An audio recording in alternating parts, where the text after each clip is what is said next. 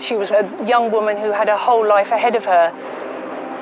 Everybody was jittery, wondering what had happened to her. Clearly a very dangerous person. This is the real whodunit. Crimes don't really happen here. She'd been placed inside a suitcase. This was a brutal, horrific murder and an awful way to leave the body of a teenage girl. I've been a criminal lawyer for over 30 years and I've never dealt with a case like this before. To have 3 trials is very rare, but the case was of such importance. He would have walked free.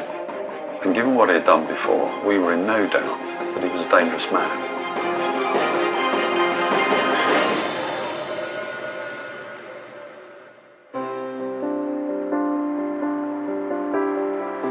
Nestled in the southwest corner of Kent, the so-called Garden of England, this is the leafy, historic town of Royal Tunbridge Wells.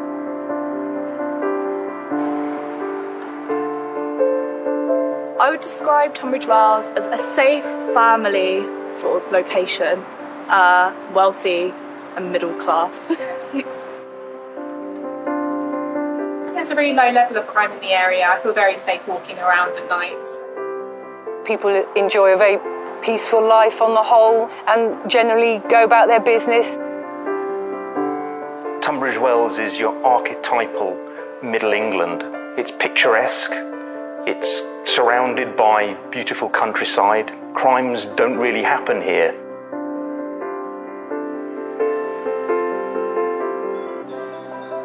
But that picture postcard image was about to be shattered. Kent police receive a call about a missing person, 17-year-old Terry Edmonds. The day before, Easter Monday, Terry had arranged to meet her boyfriend, but she never showed up. This was really out of character. She stayed in contact with her boyfriend regularly. She texted him on the hour almost, and he did the same back to her. They sent multiple texts to each other each day. So the fact that she did not text him was really unusual and set the alarm bells ringing. Terry's boyfriend sent her 20 texts, but she never replied to any of them. Her boyfriend got concerned, tried to phone her, didn't get any response, and then alerted her mum. And her mum then reported her missing to the police.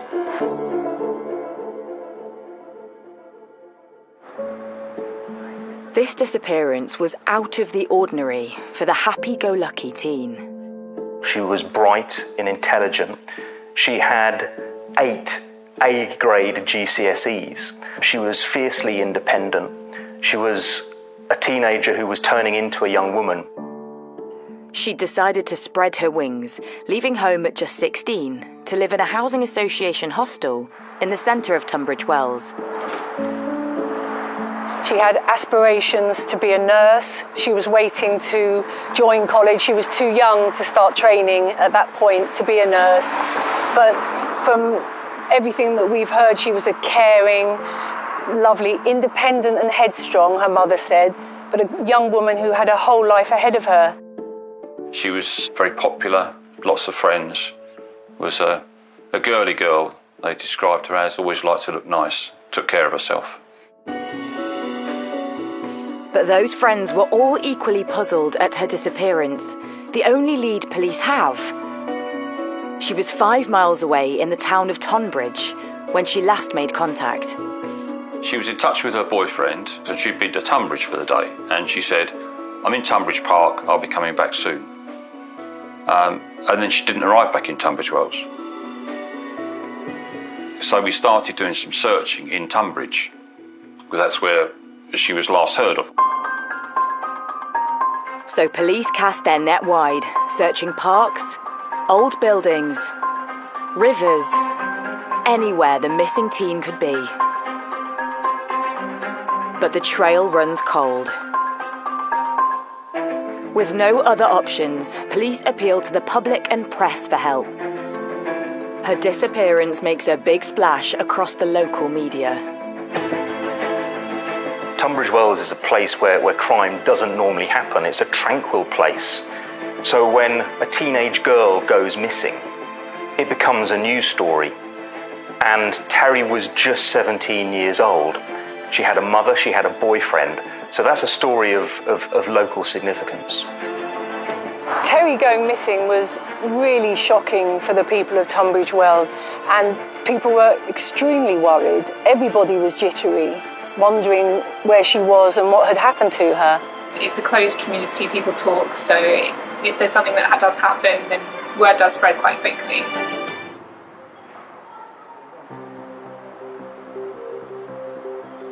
It's 10 days since Terry went missing, and still no word from her. The family makes another desperate appeal to the public. As time passed, we get more and more concerned when someone doesn't stay in contact. And what we were really more concerned about with this case was she'd not been in touch with her mum. Her mum would tell us that Terry always would respond to her. Even if it was I don't want to talk to you, she would get a response. So when that didn't happen, obviously the concerns were raised. Concerns are also rising across her close-knit hometown of Tunbridge Wells. I think as the days went by and Terry was missing, fear started to grow that something terrible had happened to her. And there was a big community effort. There were posters everywhere. The taxi drivers all carried flyers. And there was even an information point by police for two reasons. One, to gather information, and other reason to try and reassure people, because there was a lot of worry at that time.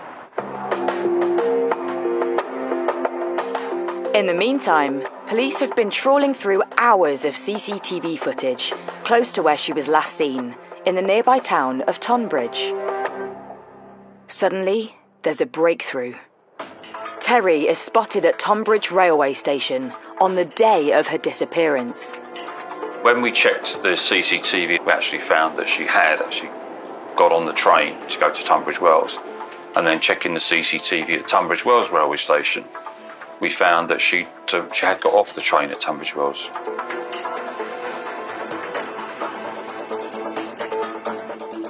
So at that point, the searching moved from Tunbridge to Tunbridge Wells. The investigation suddenly picks up pace in the hunt to find the missing teen. Police now draw up a search plan using this new CCTV sighting. The last sighting of Terry Edmonds was at Tunbridge Wells rail station, where she got off the train at 6:23. So she walked across here, and Terry was never seen again. Investigators plan a search grid around this last known location. The hunt leads to the supermarket car park opposite the station.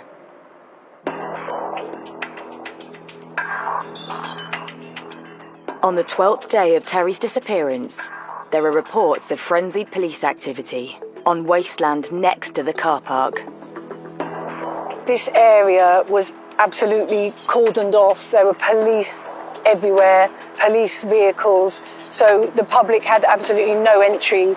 They closed the car park off while forensics were working at the scene, so this was an absolute no-go area for the public. The search teams had made a grim discovery. The suitcase was discovered under a vehicle ramp going into the car park. And when the searching officers opened it, they found a young lady's body. She was in a fetal position in that suitcase. This young woman appeared to have been mercilessly strangled. She'd been placed inside a suitcase that had been well hidden behind a wall, a squalid, desolate and dirty spot to leave a young girl's body. This was a brutal, horrific murder. When the suitcase was found with a body inside, I think it was the news that everyone had been dreading in a way. I think most of us had that sinking feeling that it was going to be Terry.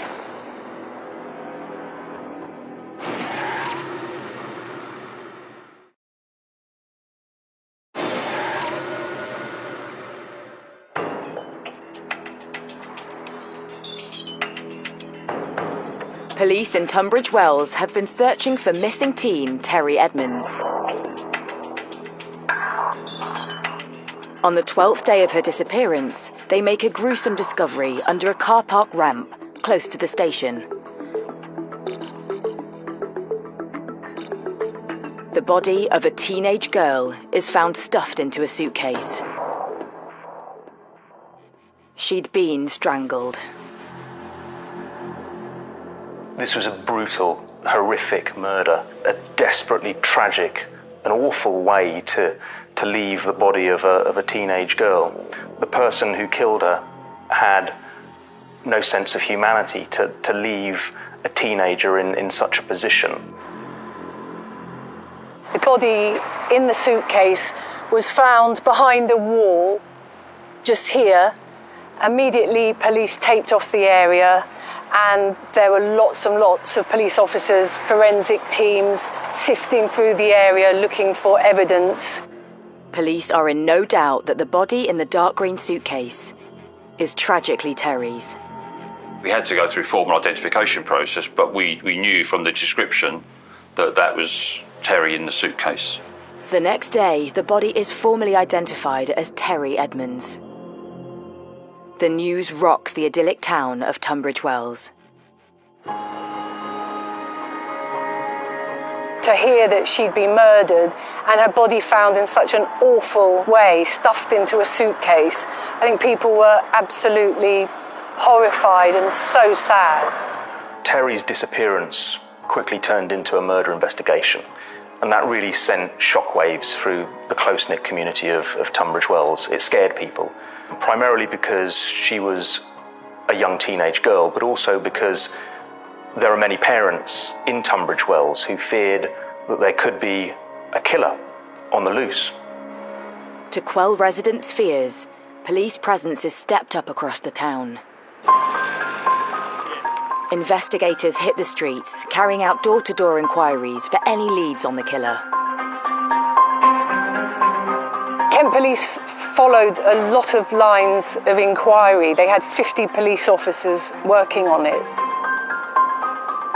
They were talking to quite a few people in relation to her disappearance and death. The post-mortem reveals horrifying injuries to the young teen. The details of the post-mortem were shocking, they were horrific, and as a seasoned journalist, it was upsetting. Terry had endured a really brutal and violent attack. She had been physically overpowered. She'd been raped, and she'd suffered a number of injuries, and her last moments would have been truly horrific. The post-mortem examination showed that she had grazes on her back and she'd been strangled. Terry was strangled by a scarf that she was wearing. She looped it through, and by pulling it tight, he'd strangled her. She had some facial injuries where she'd taken some strikes to the face as well. And she was probably smothered with a pink sheet, which was found away from the scene. Blood is found on this mysterious pink sheet, which is retrieved with Terry's trainers and her cigarette lighter in a pile of rubbish close to her body. They're sent off for analysis at the lab. But it's the suitcase that police hope could be the key to finding her killer. Once the body had been removed, then the suitcase itself was considered as a crime scene. And that crime scene was essentially packaged up carefully and submitted to the Forensic Science Laboratory for examination. Police hope testing for traces of DNA could provide answers to some of their biggest questions. Initially, we were looking to see where the suitcase had come from. Could we have an owner of the suitcase? Could that be a big clue for us? Whilst the lab pores over the suitcase, the spotlight falls on the person who raised the alarm. Terry's boyfriend. New evidence comes to light about a fallout with his girlfriend. The last person that the police were initially aware of that had spoken to Terry was her boyfriend, and they'd had a row. Bearing in mind, most murders are committed by people that are known to the victim. Samples of the boyfriend's DNA are also found on Terry's body. Police investigating the disappearance of 17-year-old Terry Edmonds have today made an arrest. Detectives arrest Terry's boyfriend at his home in the nearby village of Hadlow. He's taken in for questioning. He was living with his mother in a house in Hadlow, and when he was arrested, police went to his property, uniformed officers were stationed outside, and forensic officers went into his house and conducted a search all night. But eventually, this would draw a blank. They did release him without charge because it was quite clear he was not involved in any way, shape or form. And it was clear he was at work, and there was no way that he was involved. With the boyfriend eliminated, police focus on the suitcase. Forensic scientists have been putting their star piece of evidence under the microscope, and the suitcase has yielded a significant lead. We recovered various samples, including a sample of DNA from the retractable handle. And the retractable handle had like a little switch on it. So we recovered material from that switch, and that DNA profile matched an individual that was of interest to the police investigation. That was a light bulb moment in the investigation, because we felt that, that would lead investigatively to the identification of a suspect. So police make a second arrest, and the man is brought in for questioning. It's a turning point for the investigation. That suspect, in this case, turned out to be the previous owner of the suitcase. Now, that person then gave information to the police to say, that is my suitcase, but I gave that suitcase away. I believe, actually, it was given to the Salvation Army, so a charity donation. As the police hit another brick wall, the clock's still ticking, and there's a brutal murderer on the run. Clearly a dangerous person, clearly a very dangerous person, and trying to get them. This is the real whodunit. So detectives have to go back to the drawing board, refocusing their efforts on the location where Terry was found. The car park. Through their inquiries, investigators discover it was often part of her regular journey through town. And she used the car park as a short cut through, if you like, to make her way back to the hostel that she was staying at, that was just at the rear of the car park. Though nothing on the police's CCTV trawl shows Terry's last suspected steps through it. There was no CCTV in the car park itself, but there was CCTV at the exit, and she wasn't seen to leave. So we checked everything, double-checked it, triple-checked it. We couldn't see her leave. Police can now prove Terry never left the car park, which means she must have been killed there. They double down their efforts to find out who else could have been using it on the Easter Monday evening she went missing.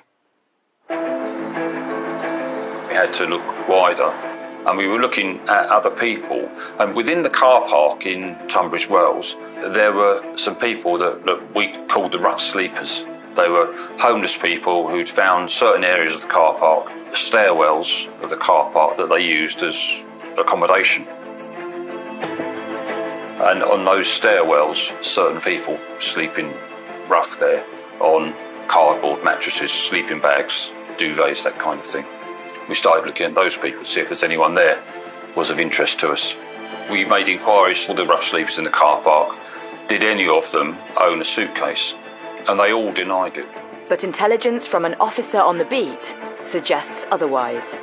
A local police officer told us that he knew of one person who had a suitcase.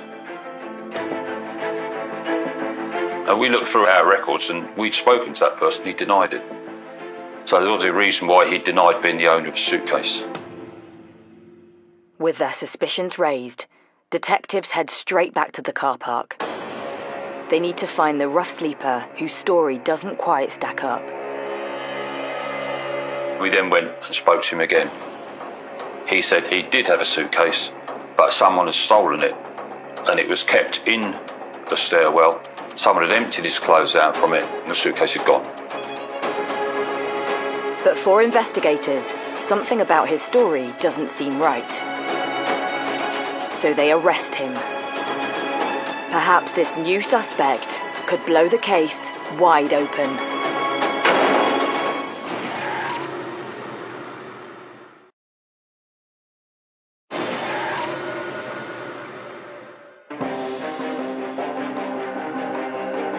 In Tunbridge Wells, 17-year-old Terry Edmonds has been found dead.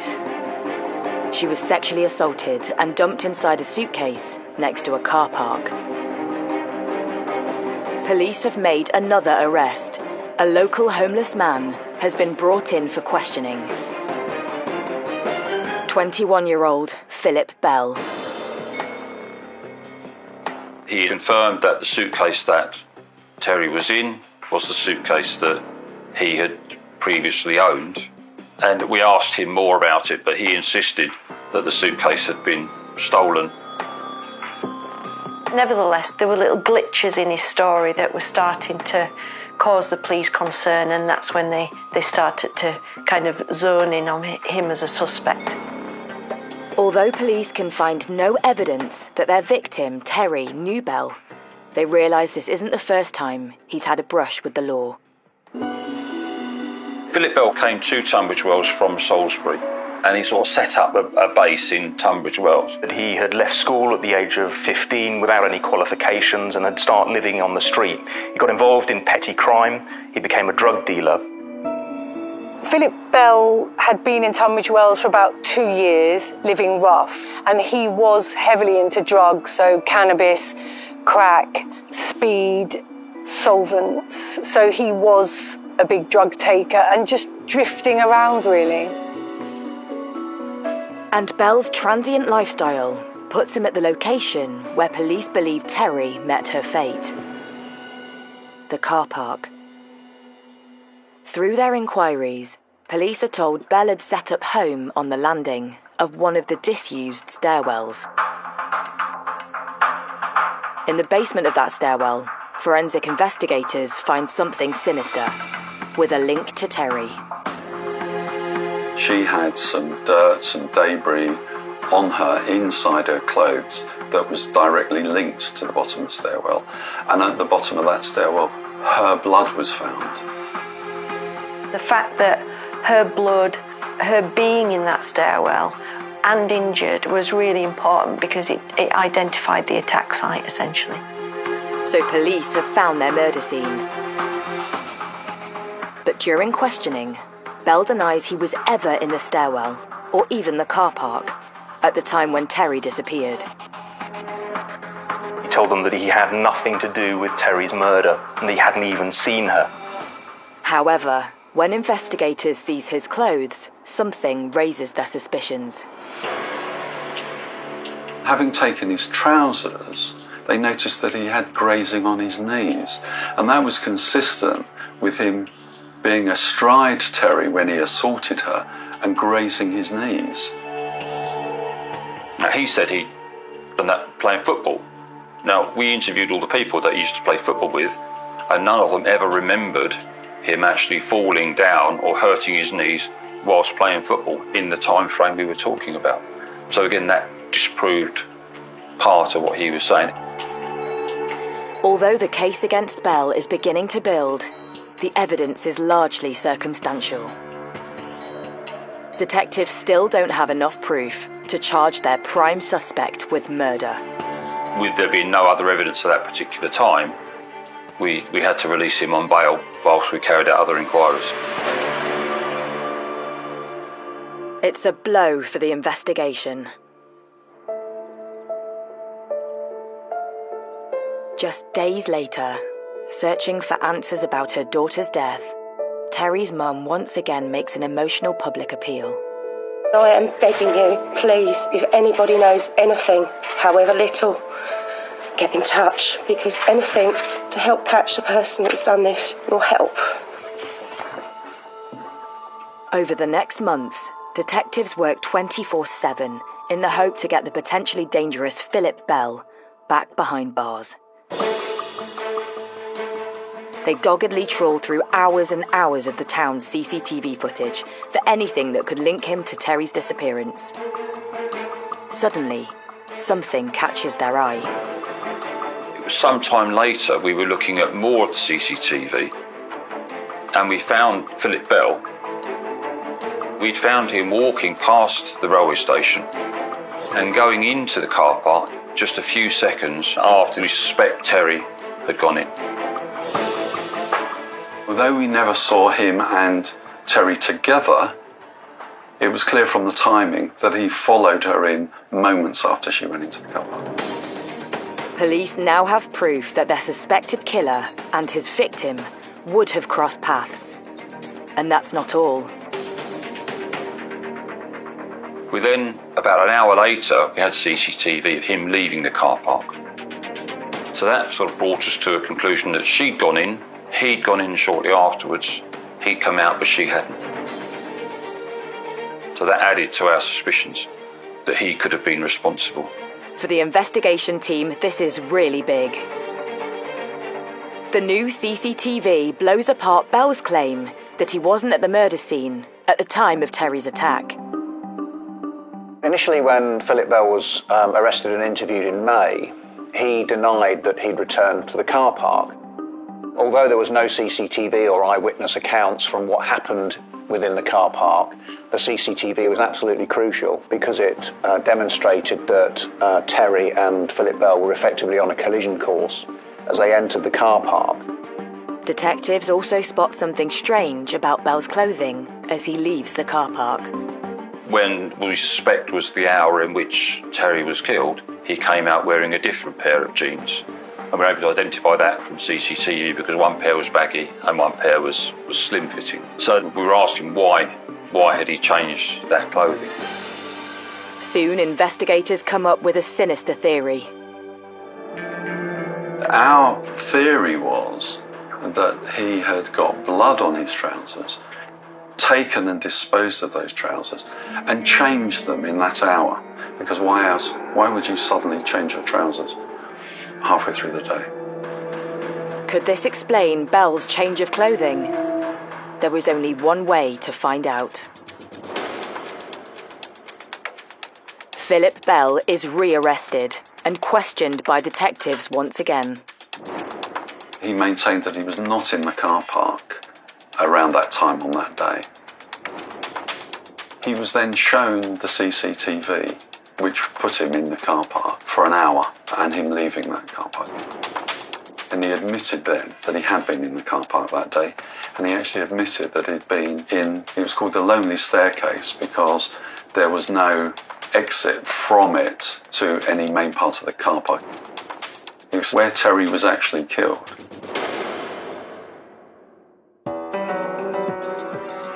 But Bell is adamant he never saw Terry or took part in her attack.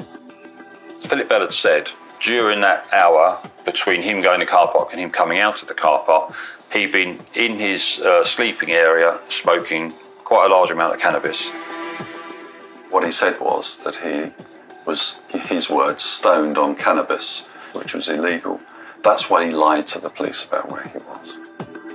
During that lost hour Bell couldn't account for, he claimed to have smoked over 7 grams of cannabis. But evidence from a drug specialist would blow holes in his story. We were able to disprove that through the use of a drug expert who was able to analyse the CCTV of him walking in and him walking out, and saying, walking out, he was not under the influence of cannabis, such as would have been the case if he'd consumed what he said he had. It seems the suspect who claimed he was high was walking far too steady on his feet. He couldn't be walking in that way if he was smoking a large amount of cannabis in a short period of time. For the team's advisors at the Crown Prosecution Service, the case against Bell is beginning to stack up. CCTV evidence was absolutely key in this case because it provided evidence to undermine Mr. Bell's initial account that he hadn't returned to the car park, and it also gave us evidence that he changed his clothing as well during what we called the lost hour between him entering the car park with Terry and then leaving the car park after he'd murdered her. Meanwhile, the forensics lab also has exciting news. an item of Bell's clothing that was seized during his first arrest, has also yielded a result. In the CCTV of Philip Bell in Tunbridge Wells, he was wearing a very distinctive hooded top. It was a Fat Farm hoodie. And that hoodie was submitted to the laboratory for examination. And on it was a blood stain. It was a very small blood stain, about the size of a penny, that matched Terry Edmonds. And the lab finds more evidence on Bell's belongings that were seized by police in the stairwell where he slept. On his sleeping bag, 2 large stains of blood. Through DNA testing, these are also confirmed as Terry's. It was absolutely pivotal in the case because it demonstrated that there was a very clear link between Terry Edmonds, her being injured, and the belongings of Philip Bell and that stairwell. To add to that, the pink sheet found near Terry's body, that's suspected of being used to smother her, throws up more clues in the forensics lab. Not only did it have the blood of Terry Edmonds on it, but it also had a very partial footwear mark, and that footwear mark was matched to Philip Bell's training shoes. So collectively, and I suppose circumstantially, things were starting to build as a case against Philip Bell. Is this the final nail in the coffin for the prime suspect? Forensic investigators find a semen stain on Terry's underwear.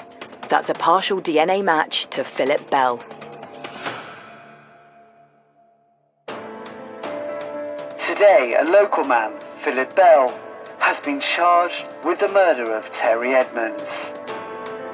With the evidence stacked against him, the 21-year-old homeless drug dealer is charged with the murder of Terry Edmonds. The news spreads through the town of Tunbridge Wells like wildfire. It meant for the first time we could actually legally name him as the man in connection to Terry's murder. When Philip Bell was charged, I think there was enormous relief that perhaps they had found Terry's killer. Before that, there had been a little bit of impatience from the public. Next day, Bell appears at Sevenoaks Magistrates Court charged with Terry's killing. The scene is set for his trial at Crown Court just 3 months later. So when there was this breakthrough and it was publicised, I think people felt finally Terry's killer will be brought to justice.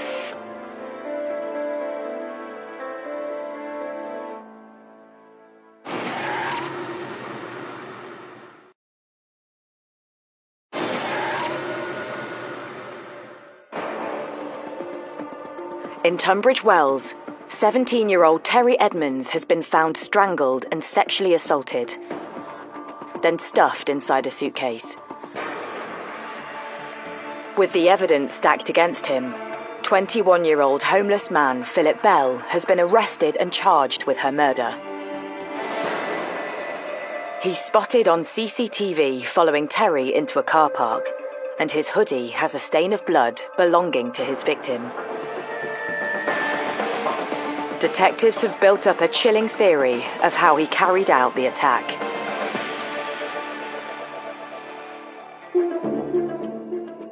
He tried it on with her, she refused, and he then attacked her, killed her, and sexually assaulted her. But having done that, he was a homeless person with no car, he had no means to get rid of the body, but he had a suitcase. So he put the body in a fetal position in the suitcase. A year after Terry's disappearance, Philip Bell's trial begins at Maidstone Crown Court. He pleads not guilty to her murder. The thing that struck me about him was he was completely emotionless the whole time. You look into their eyes and there was nothing there. It was quite chilling, actually. But as the trial progresses, police realise convincing the court of Bell's guilt may not be an open and shut case. The case against Bell relied entirely on circumstantial evidence. There was no smoking gun, there was no witness who saw him kill Terry Edmonds. I think that Philip Bell also had a very good defence barrister who was able to just chip away at the little bits of evidence. It became really a massive trial. I was giving evidence for days on end. And before long, Bell's defence team has a trick up their sleeve to try and raise doubts in the jury. They point the finger at another rough sleeper in the same car park, one of Bell's associates. The man had a conviction for manslaughter. And because he lived in the car park, it was suggested by the defence that he was the murderer. Not only that, but the defence's new suspect could undermine one of the team's key pieces of evidence, the footprint on the pink sheet used to smother Terry. The man had a pair of Converse trainers found in his possession, which were linked to the pink sheet found at the scene, with a bloody footprint that matched that pair of trainers. Following a dramatic trial lasting 6 weeks, the jury retires. After 22 hours spent deliberating, they failed to reach a verdict. For Kent Police and the prosecution team, their worst fears have come true. All the evidence against Philip Bell, it seemed very strong. So it was very disappointing for Terry's mum not being able to get any justice, and for the rest of her family. With no verdict reached by the jury, the judge orders a retrial. 7 months later, a second trial begins, and a brand new jury hears the case against Philip Bell. But again, we had the same situation, with evidence being chipped away at by the defence team. I was thinking, oh no, not again, because I was really concerned that it would be the same Groundhog Day kind of scenario. This time, the defence focuses on Bell's hoodie. They claim there was an innocent explanation for Terry's blood on it. They suggested that Philip Bell had brushed past the area where Terry's blood was and got it on his top. Again, I think that what they did was they raised a doubt about that, and the jury just couldn't be sure of it. Following 19 hours of deliberation, the jury has news. I think it's fair to say you could cut the atmosphere in that courtroom in Maidstone Crown Court with a knife. Once again, a jury has failed to reach a verdict. This is another massive blow for Terry Edmonds' family. They'd sat now through 2 lengthy trials. There was, on my part, a real sense of shock and disappointment when the jury were unable to return a verdict, and then having to decide what we were going to do. The team is on the verge of calling it quits. Now, if we had done that, Bell would have walked free, and Terry's killer would never have been brought to justice. But in a last-ditch effort to save the case, the prosecution tries for something rarely attempted in British legal history. A third trial of the same defendant. And so we argue that it was in the interests of justice to go a third time, which is unusual. It was the right thing to do, that we had an overwhelming case, that Terry had been murdered by Philip Bell. It's a close call, but the judge sides with the prosecution and agrees to keep Bell in custody until the retrial. So the team has one last chance to put Bell behind bars. If the case fails, then he is going to walk free, and he could be dangerous. So the prosecution goes back to basics. First, they tackle Bell's claim that he brushed past Terry's blood, left on the stairwell. Forensic scientists run tests using the same small amount of blood that was found on Bell's hoodie. This tiny amount would have started drying if he'd touched it after the attack. So you can see that if the blood has started to dry quite considerably, the stains start to break up. They're quite gritty, they're quite flaky. But the stain on Bell's top seemed fresh, questioning his version of events. The bloodstain on the hooded top was not flaky, it was fresh looking blood that had been transferred, so it demonstrated that it wasn't drying blood. So that blood must have transferred very quickly after it was available, which started to put Philip Bell being involved in the assault on Terry Edmonds and being exposed to her blood after she was injured. Not only is the forensic evidence building better than before, this time the prosecution have also found a new star witness who has come forward to the police. A 15-year-old girl came and gave her account about how she had been invited to go to the stairwell that Philip Bell was staying in. And quite chillingly, she described what we believed had happened to Terry. Her being straddled by him and being bruised by him and him trying to assault her.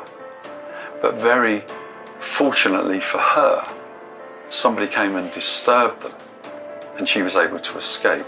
That was just exactly how we imagined that the attack had taken place on Terry. And you could hear a pin drop.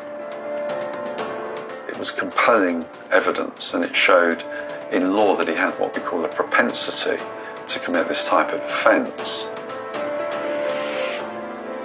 As the prosecution's case seems to get stronger, Bell's testimony on the stand just falls apart.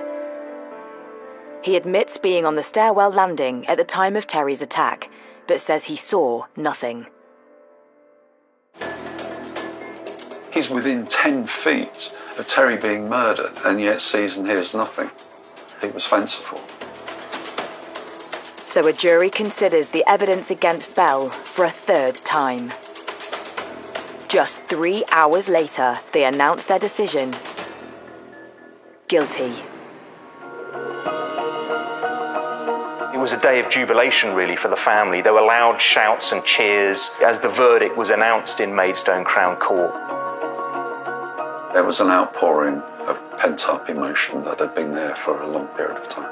It was extremely satisfying when we were able to hear the guilty verdict and realise that we'd achieved some sort of justice for Terry's family. Philip Bell is eventually sentenced to 28 years in jail. He was evil. That's how the judge described him after the trial, and that is a fair description of him. Justice is a consolation for the family, but it will never bring their beloved daughter back. Terry was a bright, intelligent girl, and she had a long life to look forward to that was cruelly taken away by Philip Bell, for no reason, really. And the case has left its mark on the quiet Kent town of Tunbridge Wells. I think Tunbridge Wells has never really got over the murder of Terry Edmonds, and I think the wounds are still there in Tunbridge Wells because Terry was part of our community and a lovely young woman. You could feel that fear and sadness that this had happened in our town.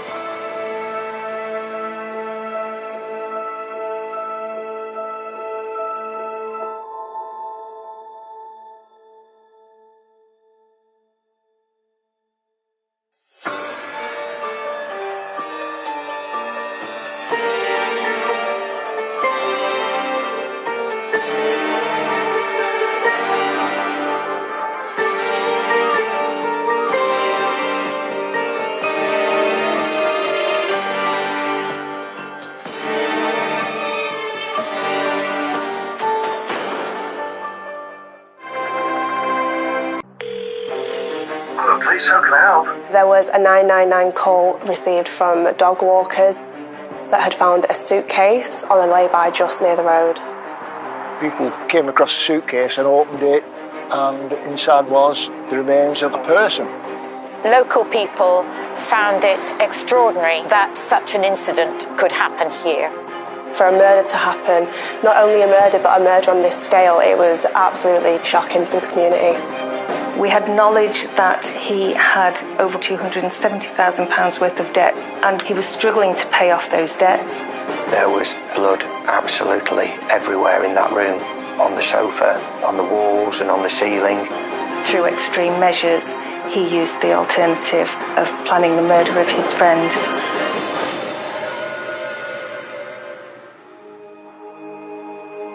Tintwistle is an idyllic village nestled on the edge of the Peak District. Tintwistle is a typical Peak District village. It's got a mixture of beautiful stone cottages. It's on the banks of the Longdendale Valley, and behind it are the Tintwistle Moors, known as the Nar and the Lower Moor. And it has stunning views over the Longdendale Valley and the 5 reservoirs. A very parochial village where people can leave your back door open, no problems. In Tintwistle, everyone knows each other. It's a very, neighbourly feel. It's a very close-knit community. We've got a lot of people who have a lot of very good neighbours, and I think everybody supports each other. In terms of crime rates in Tintwistle, it's fairly, non-existent. But all this is about to change when the peace is shattered early one morning.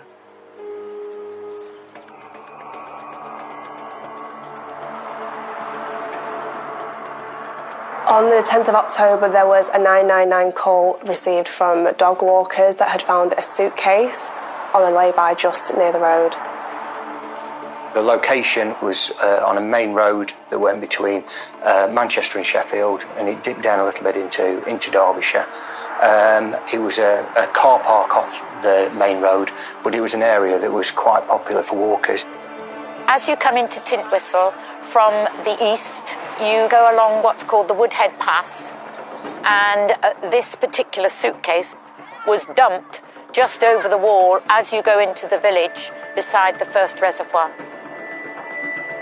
As I remember, it's like just this people passing by this lay-by and came across a suitcase and opened it, and inside the suitcase was the remains of a person. Police are immediately dispatched to the area. There's quite a long drive, really, from the point where I got the call to the point where I arrived at the scene. Just to give you some idea around the geography, when I first got the call, I was in Derby, which is here. The deposition site was all the way to the north of the county, to the north of Derbyshire, and as you can see, it's right at the very tip of the county. Upon arrival, they are met with a gruesome sight. It looks like the suitcase has been set on fire, and inside that suitcase we have a body of a man whose head has been removed, whose arms have been removed, and whose feet have been removed.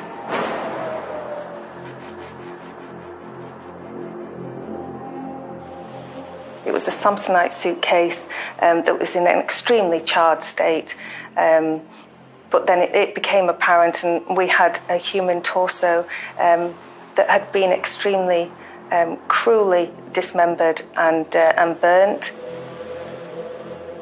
As a crime, this is really, really vicious. For somebody to remove all the limbs of a body, never mind commit the murder itself. Derbyshire Constabulary launch a murder investigation, and news of the horrific find soon spreads around the village. Oh, like chicken pox. Everybody talks about it, we all know about it, you go in the local shops. Have you heard? In Tintwistle, it's a really neighbourly community. Everyone knows each other. If there's gossip, someone down the road will know about it in 10 minutes or so. Considering the crime rate was fairly non-existent, for a murder to happen, not only a murder, but a murder on this scale, it was completely shocking for the community. I think local people found it extraordinary that such an incident could happen here. I think, like all major crimes that happen in what everybody would regard as somewhere quiet and peace-loving, it adds to people's fear that something else could happen, or something else could happen as a result of it.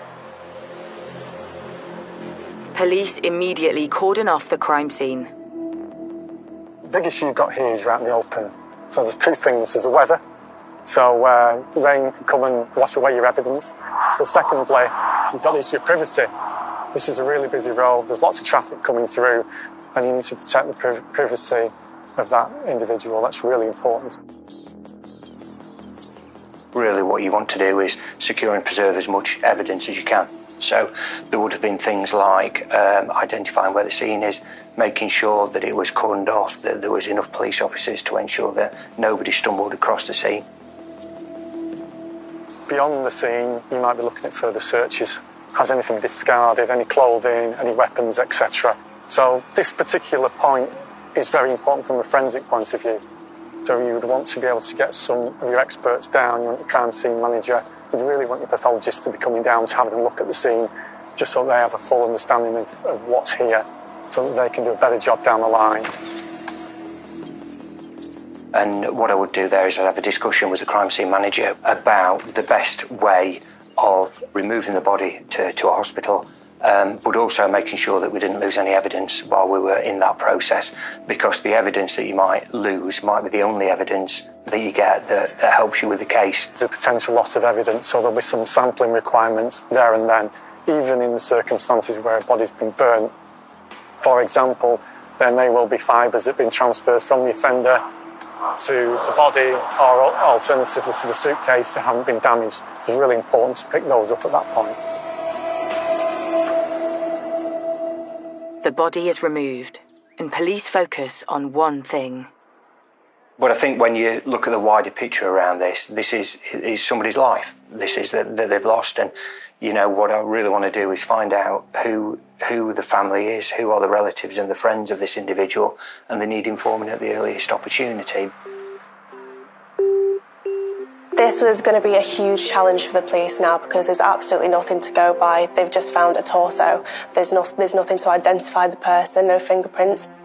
When you're looking at the difficulty presented by not being able to make an identification, the first things that we considered were things like the police database, and then we started looking at people who were missing, but because we had quite a wide geographical area, it was looking at people who were perhaps missing from West Yorkshire, South Yorkshire, Greater Manchester, as well as Derbyshire. But it's an arterial route, could have been from anywhere. With very little to go on, the pressure is on for the police to try to identify the body. You head towards the things that you are quite confident that will bring about an identification, but then when the obvious start to go, then it progressively becomes more and more difficult, and you start considering any other locations or any other information that you may get that you think will help you identify who this person was. So it made it a really difficult inquiry, where we were having to be very, very precise around the investigative tactics that we used to try and find out who were the people who were involved. Whilst the police await lab results from the pathologist's examination of the body, their attention turns to other lines of inquiry. So the first point of call for the police now would have been to conduct local inquiries, asking people if they'd seen anything, if they'd heard anything. When these things initially happen, all sorts of stories start to abound. But the question on everybody's lips is, who is the victim? Foremost in my mind was, there is a family somewhere whose loved one has been murdered, and they don't know about it.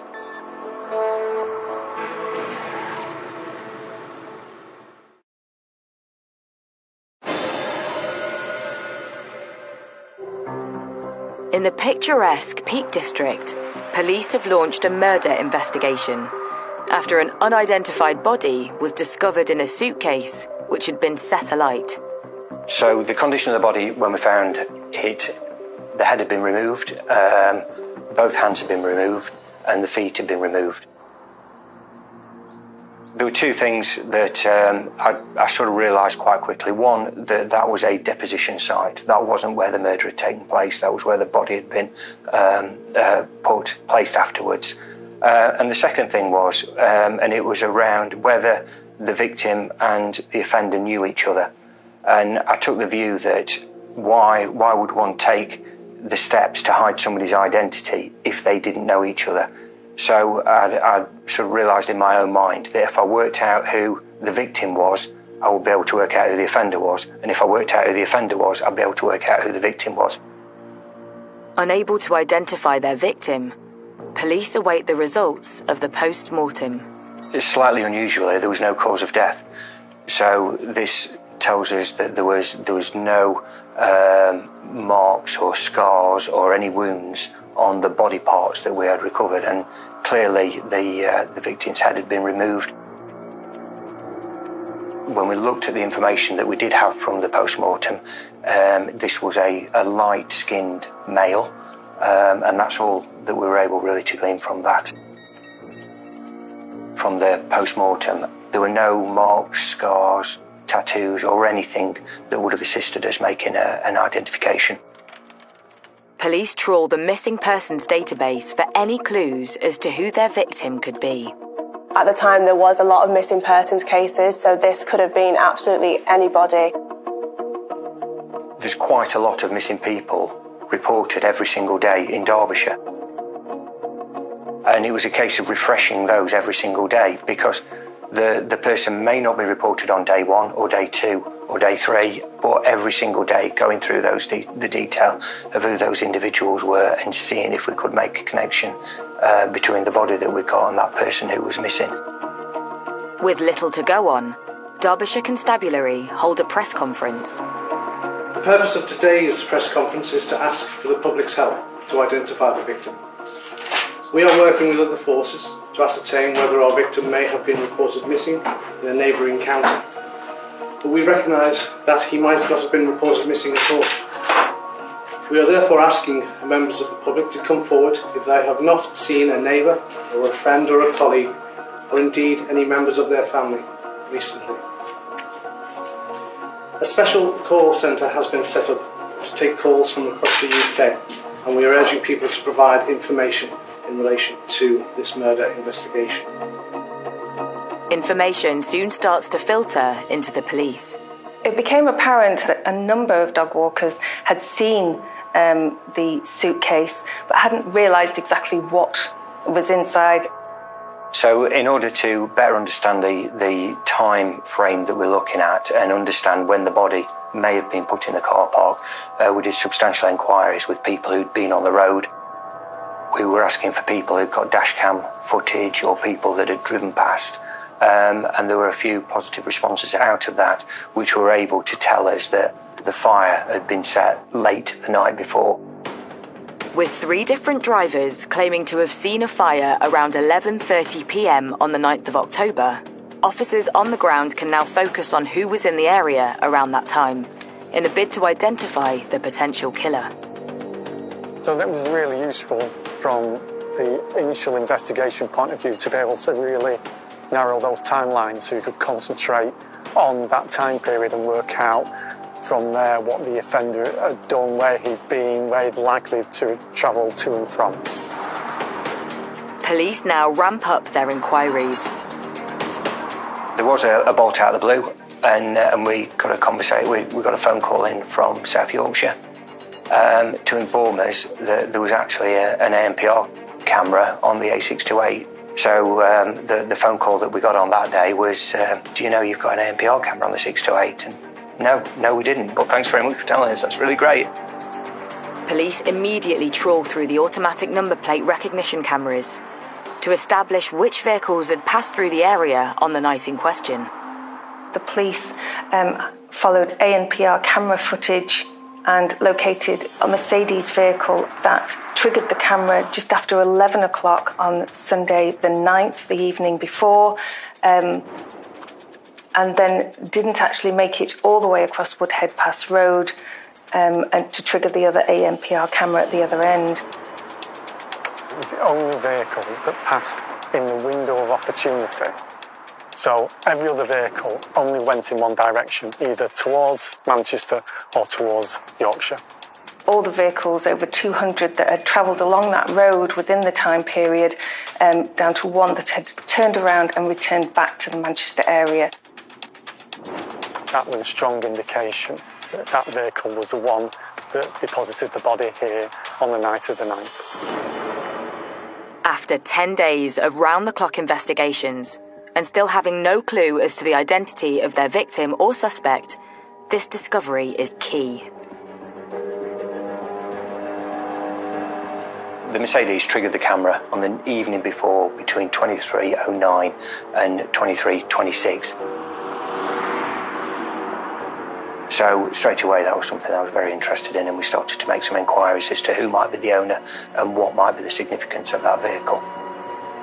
This was absolutely key in the investigation. After 10 days of not finding anything, they needed to find out who this silver Mercedes belonged to. As it happened, the vehicle didn't have any insurance, and so there was a reason to go and stop it and speak to the driver and have a look at the vehicle. After further investigation, police discover that the vehicle is registered to someone living in Manchester. So the owner of the vehicle was somebody called Ming Jiang.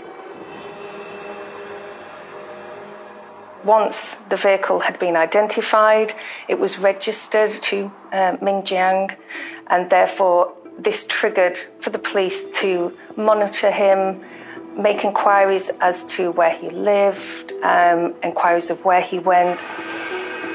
There was so much pressure on the police. At this point in the investigation, it was very time sensitive.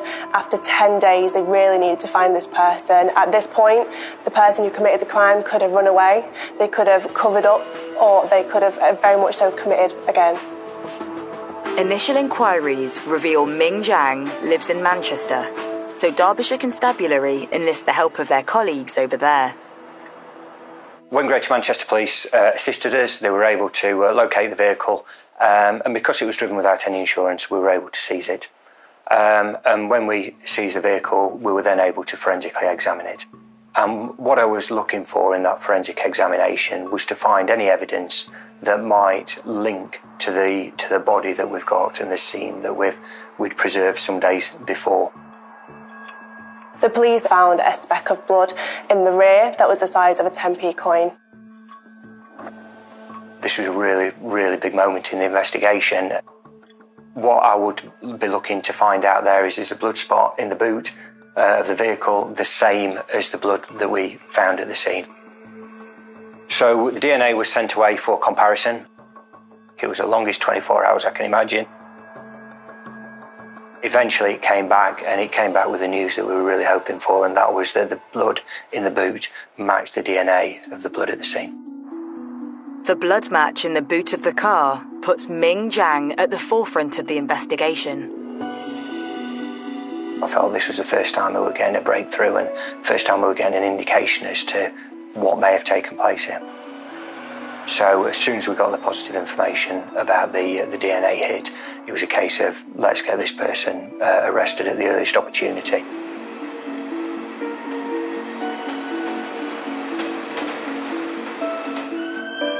So Ming Jiang was arrested on the 20th of October. They'd attended a casino in Manchester where they believed he was, and he was arrested at that location. Now that the police have Ming Jiang in custody for questioning, time is of the essence to find evidence linking him to the murder.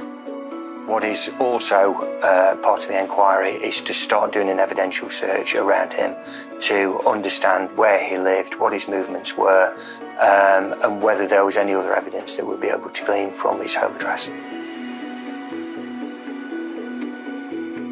The police searched the home address, and they found bloodstains all over the carpet. There was blood dispersion across all of the walls. They had been painted over, and quite a shoddy clean-up had taken place. It was an extensive clean-up, but there was still blood throughout the flat and in the bathroom. There was traces of blood absolutely everywhere that weren't immediately apparent to the eye. But there were things like the blood had seeped through the laminate flooring. There was blood that was soaked into the cushions on the sofa.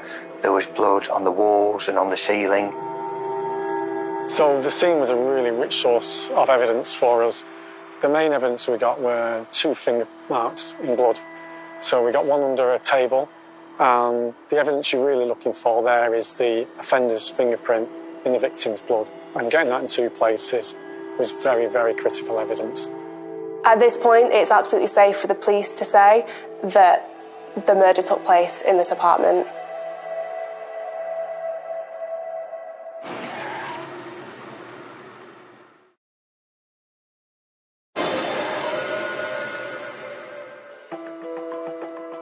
Ten days into the investigation of the body in the suitcase found in a Derbyshire village, police have discovered a car linked to the murder and have made an arrest. A forensics team investigated the car. They swabbed the blood.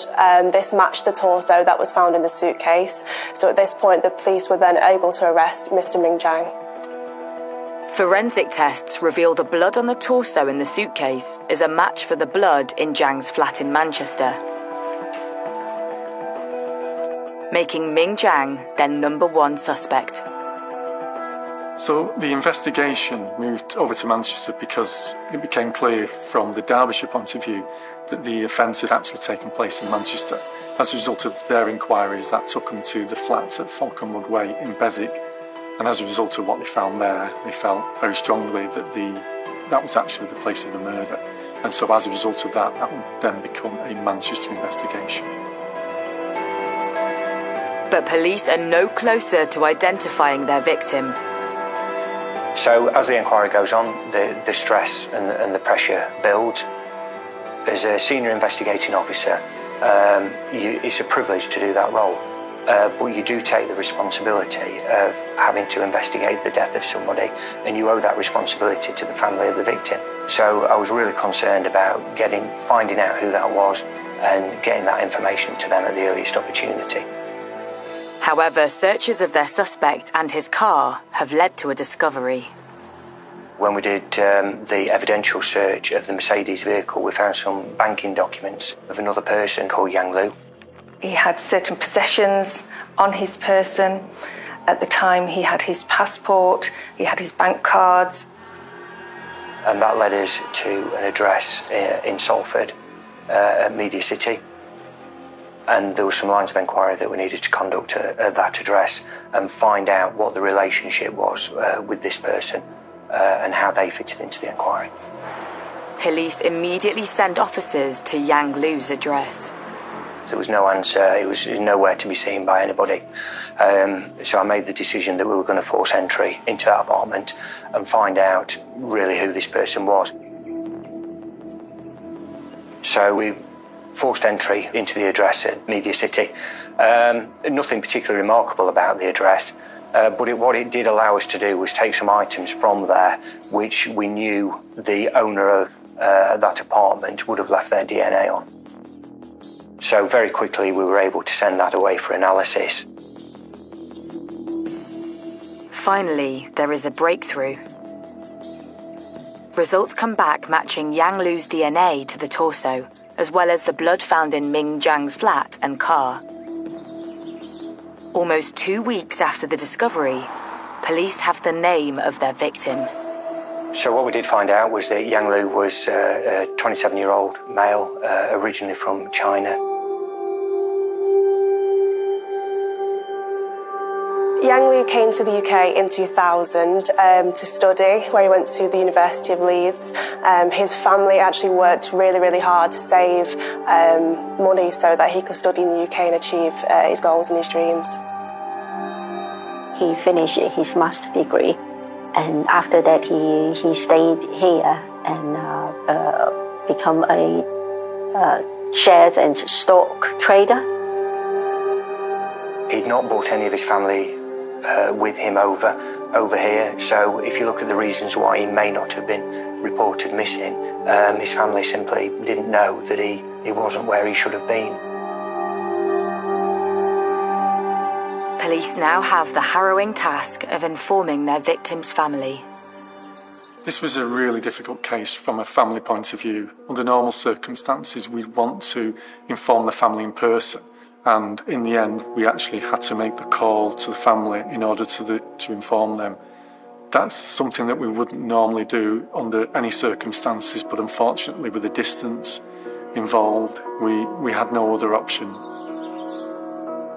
I arranged for contact to Interpol with the Chinese authorities in order to let the family know. In the meantime, we allocated family liaison officers in order that we could make the process as smooth as possible. Yang's family were absolutely devastated when they found out, their only son had been murdered. Not only murdered, but in such a vicious way. And then they arrived in the UK in the second week of November. Yang was very close to his family. They spoke on the phone near enough every single day. He actually vowed to go back to China and look after his family if one of them was to fall ill. And I think that just shows the tight-knit relationship they have, because he'd built himself this fantastic life in the UK and he was really willing to give that up to go back and look after his family. When the family was here, then I helped them in different ways because they can't speak English. So most of the time that if they have something do not understand about the police procedure, and I help to explain them. They were completely grief-stricken. They had lost their only son, who had come to the United Kingdom to study at university. He was a very clever young academic man and a very bright young man, and they were deprived of their son. With time running out to hold their suspect in custody, police need to work fast to build enough evidence to charge him. Ming Jiang is a danger to the public, and we would really want to be in a position where he'd be charged at that point. The secondary issue is he's a big flight risk. We'd be worried about him kind of moving back to China or elsewhere. We had to prove that he was the person that had committed that murder. We knew he was involved and could prove that to the extent, and we then had to build a case. There's no doubt that Ming Jiang tried to cover his tracks quite extensively, but the problem is there was just too much evidence. The evidence there in particular was extremely strong. It's almost the best evidence you can find at a scene, which was Yang Lu's blood and Ming Jiang's fingerprint. Police now believe Ming Jiang murdered Yang Lu in his flat, dismembered his body, and dumped his torso in a suitcase before setting light to it. But they need to work out the link between the pair and establish when the murder happened, so trawl CCTV footage in the days leading up to the discovery of the suitcase. CCTV footage revealed a man getting off the tram in Manchester. He crossed the road to meet another man and they went in the direction of a flat in Beswick. That tram stop was the closest one to where Ming Jiang's home address was.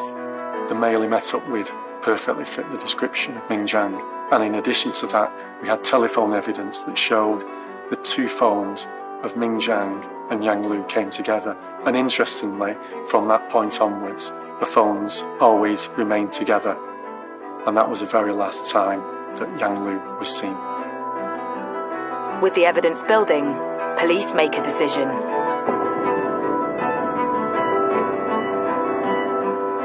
So I authorised one charge of murder. Ming Jiang denies any involvement in the murder, so the police and prosecution need to build a case for trial and establish a motive, meaning they have to delve deeper into the lives of the two men. Yang Lu was definitely a responsible young man. He invested in stocks and shares, and he knew how to make money. He was very clever in that sense. He'd built himself this brand new life in the UK. He really had a bright future ahead of him. Yang really enjoyed gambling. He was a very big gambler. He'd go to casinos quite often. He always gambled within his means, though. He was never irresponsible in that respect. Even though he had the money to gamble, he never went above and beyond. So Ming Jiang was in a very different situation to Yang Lu. Ming Jiang was originally from China. He moved over to the UK. He lived in the Beswick area in North Manchester. He rented that flat. At the time of the murder, he really was in serious debt problems. He'd spent quite a long time at casinos. He was a regular gambler. In fact, so much so that he had VIP status. We believe that they met in a casino when they share the same interest to gamble. They met in a Manchester casino. But Yang Lu could never have imagined that their relationship could be so deadly. Ming Jiang was very well known in the casino community. In some casinos, he had quite specialised status due to the large amounts of money that he was gambling. Yet in other casinos, he had markers on him due to his erratic and volatile behaviour. It was my understanding that he was a great fun guy to be around when he was winning, but it was a very, very different case when he was losing. He lost a huge amount of money, and as far as we know, is sort of a £200,000 debt, and he's been chasing by the debtor, the creditor within the community. It was the Crown's case that Ming Jiang had accrued extensive debts. We had knowledge that he had historically acquired over £270,000 worth of debt within 2 casinos. He was struggling to pay off those debts. We knew that he had pawned some wristwatches for over £15,000 to try and keep the debtors at bay. Getting more and more desperate to pay off his debts, it appears Ming Jiang hatched an evil plan. Ming Jiang was in huge amounts of debt. He had no income or wherewithal with which to repay that debt, and the only way he believed he could do that was either through his addiction of gambling and waiting for the big win, or through extreme measures. He used the alternative of planning the murder of his friend. When the police found Ming Jiang, he was actually in possession of Mr. Yang Lu's passport and his bank cards. So at this point, it's safe to assume that he was trying to assume his identity. So Ming Jiang had taken Yang Lu's life and then he took his identity. He basically used all his personal information in order to extract money through his bank cards. He even tried to sell his flat, and he was making good progress on that at the point at which he'd been arrested. There was nothing that he wouldn't do in order to extract as much money and value out of Yang Lu.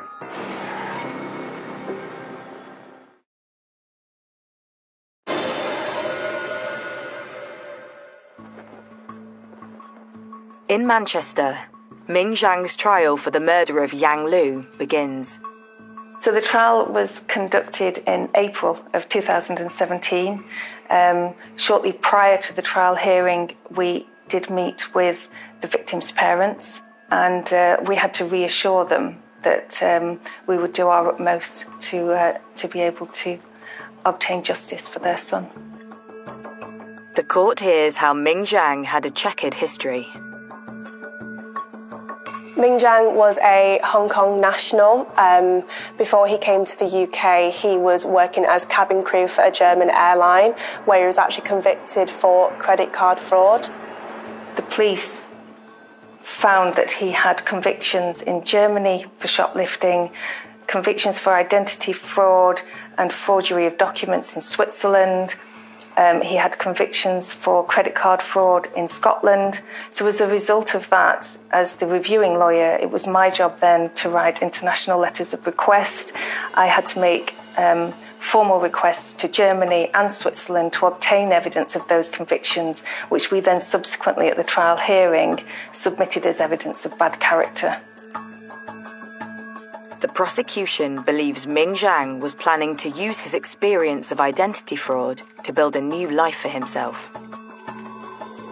It appeared quite clearly that Ming Jiang understood his way around the financial system, and the kind of things that he did and the way that he adopted the identity, for example, by using Yang Lu's phone to contact banks, etc.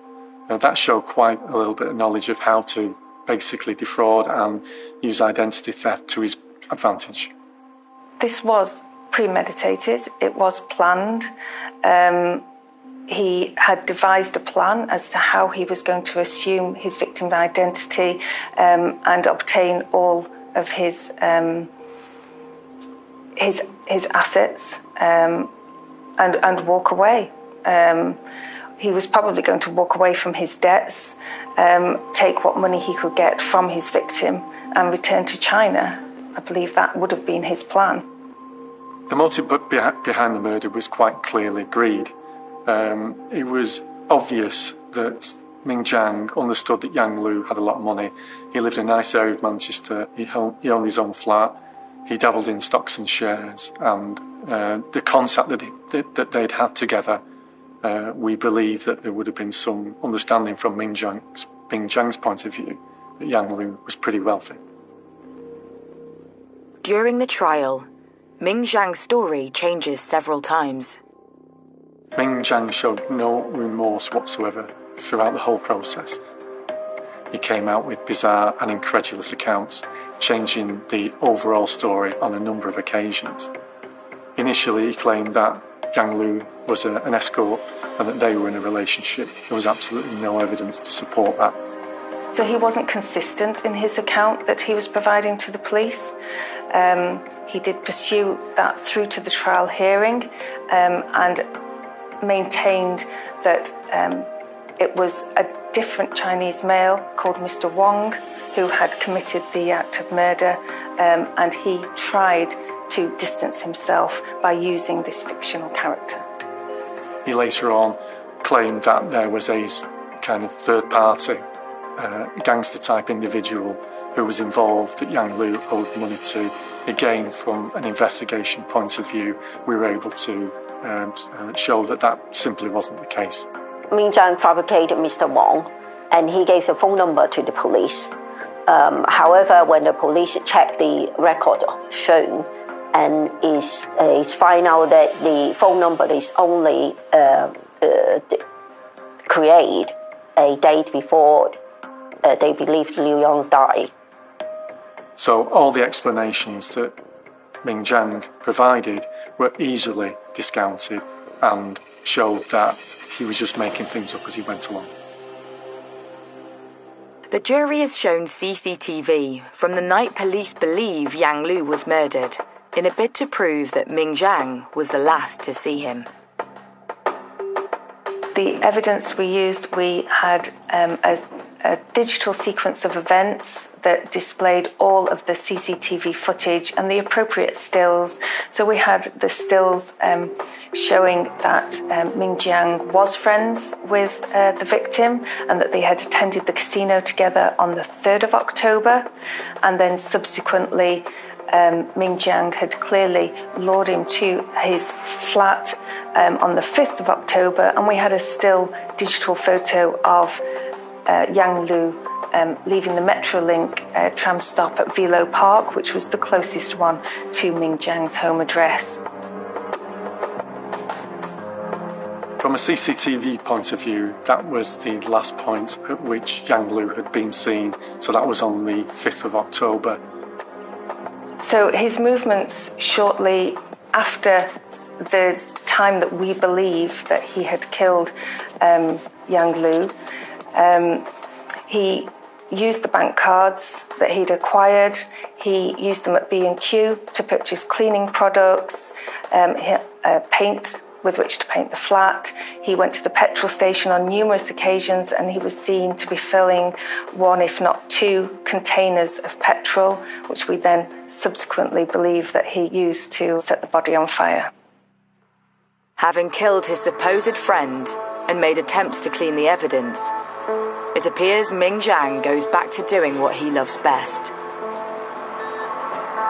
In the early hours of the 6th of October, Ming Jiang spent 30 minutes at the casino. He also spent time at the casino after the deposition. So in the early hours of the 10th of October, he spent around 4 hours, and if you can imagine, he's literally just taken the torso of the body, he's dumped it up in Tinswhistle, and then he set it on fire, returned back to his flat, and the first thing he does is head to the casino to spend Yang Lu's money and gamble.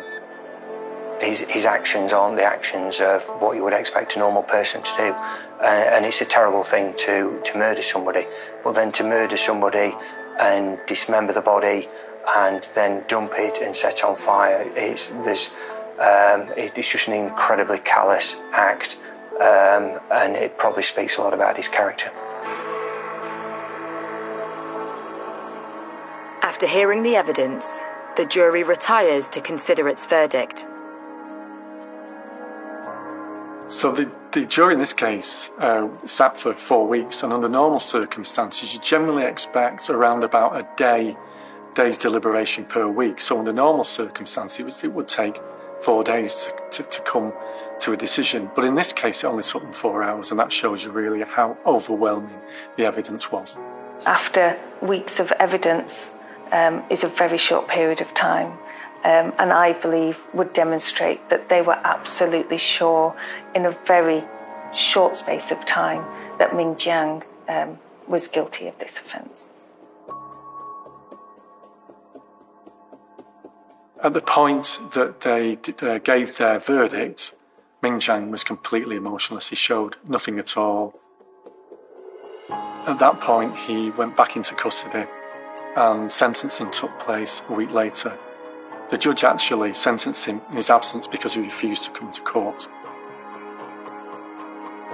The presiding judge made a point of stating that the starting point for a sentence would be 30 years due to it being solely the sole purpose being for gain, and in this case for money. However, he outlined aggravating features such as the extensive dismemberment of the body, the complete lack of remorse, and the misleading of evidence. And he made a point of saying that it might be that the authorities never deem him to be safe to be returned to the community, and that he could spend the rest of his life in prison. On the 2nd of May, 2017, Ming Jiang is sentenced to life in prison with a minimum of 33 years. He has never revealed the whereabouts of Yang Lu's limbs or head. The saddest thing about this murder is Ming Jiang's greed caused the loss of the life of a young 36-year-old man, leaving behind 2 very grief-stricken, distraught parents. His family didn't know the last time they spoke to him on the phone, the last time they saw him in person was going to be the last time. I think, yeah, it's really devastating that they never got to say goodbye to their only son.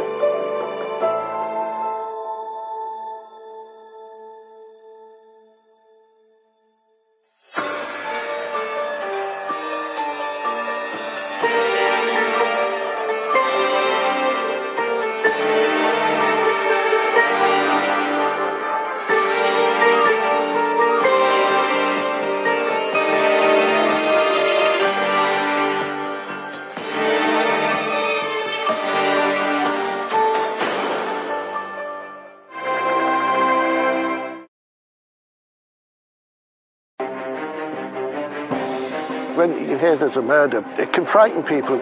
I was so shocked that something like that would happen in a lovely village like this. They seemed to be happy with each other, everyone loved her, and she got along with everyone. There were concerns about their welfare. The alarm bells were raised. They had heard things happening, shouting, fights. It was weird. It's as if he was trying to tell us something. He went off on what can only be described as a drink and drugs binge. Ultimately, it led to the tragic death of a lovely, caring wife. A lovely woman who was taken away from us by a horrible, sadistic man.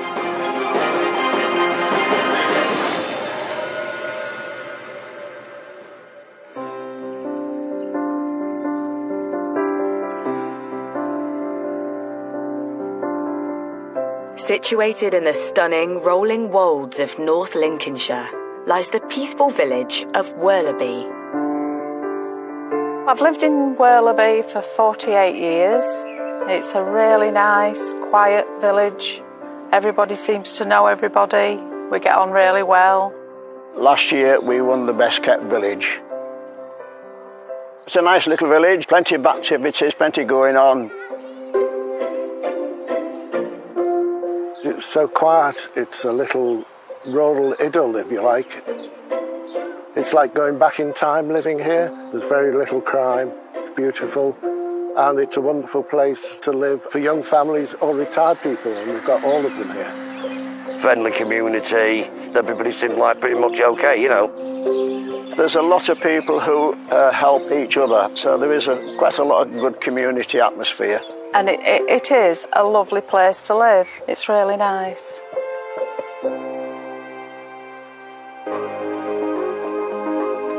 So it's the ideal place for Ian Hamer and wife Joanne to set up home.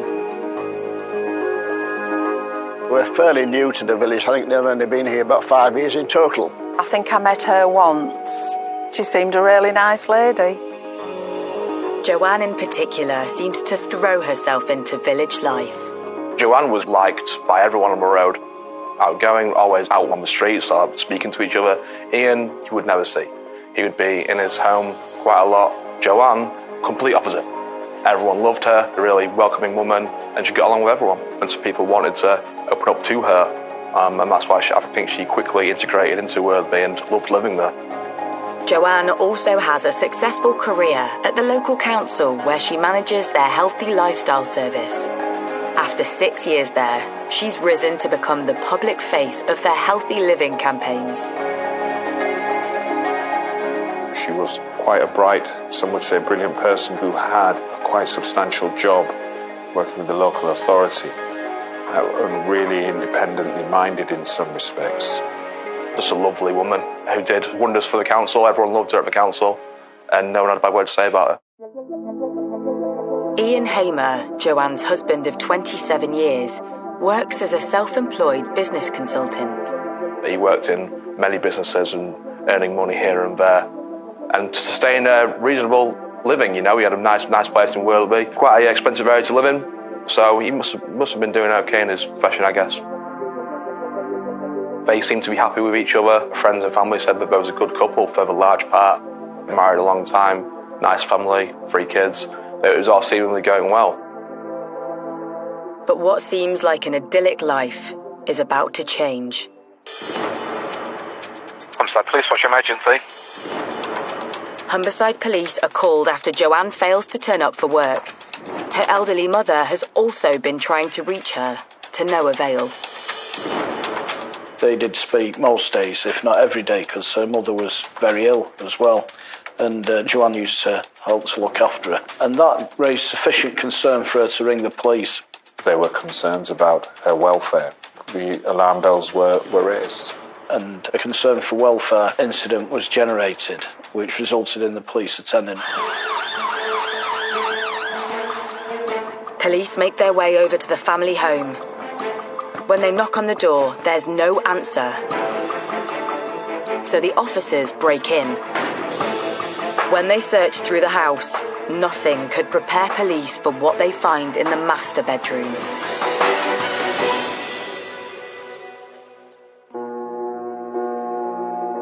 Joanne Hamer's lying lifeless on her bed.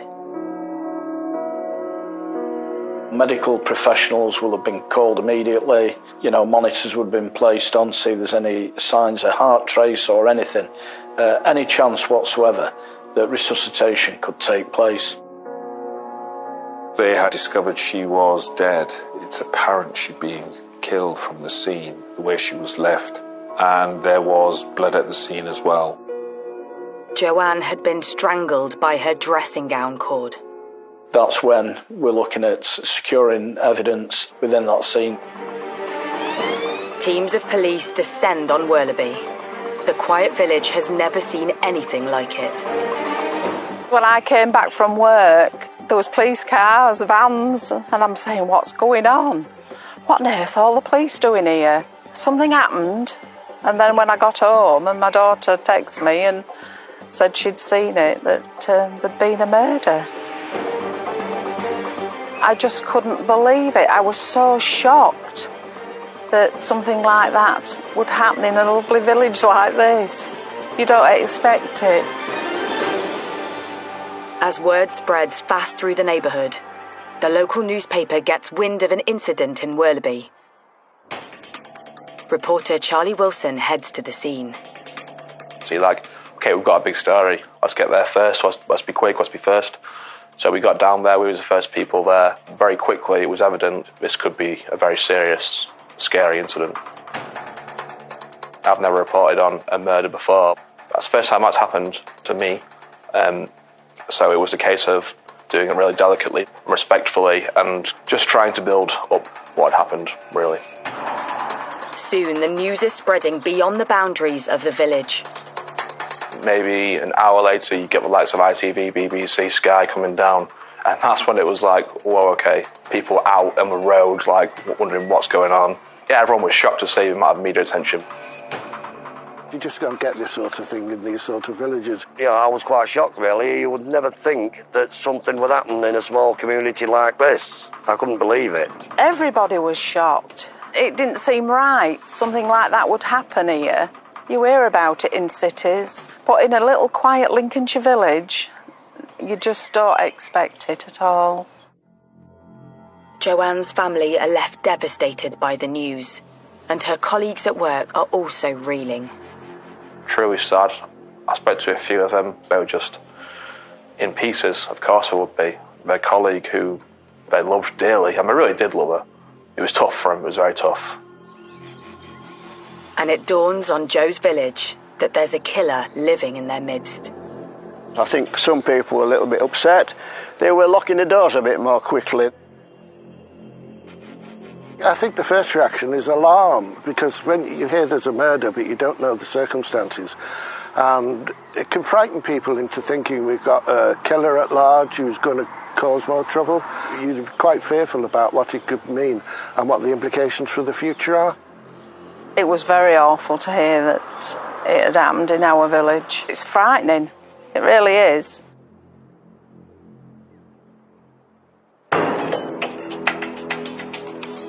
With fear spreading quickly throughout the village, Humberside Police needs to work fast to establish who committed this horrendous crime. And first, they look at Joanne's home life. This marriage on the surface, to all intents and purposes, would have looked like a stable, normal marriage without too many problems. The reality was quite different. What I heard was that their marriage wasn't great by the people on the road who lived there, because they had heard things happening, let's just say, whether it be shouting, fights. It turns out Joanne and Ian had recently had a trial separation, but then Joanne decided to return to the family home. Joanne Hamer had sought to see if she could give the relationship one last chance. This was part of her trying to make the relationship work. This new information puts husband Ian in a new light. Maybe Joanne tried to keep certain things to herself to hide what was really going on at the home to save her marriage. With Ian Hamer nowhere to be seen, police suspicions are starting to build. We do know in this particular case that a neighbour had reported an argument in the morning between them. I spoke to the woman who heard the incident around 4 o'clock in the morning, around that time. She had heard screams, shouts for help. And then the argument ceased. Police launch an urgent public appeal to help them find Joanne's husband. They need to track down Ian Hamer, and fast.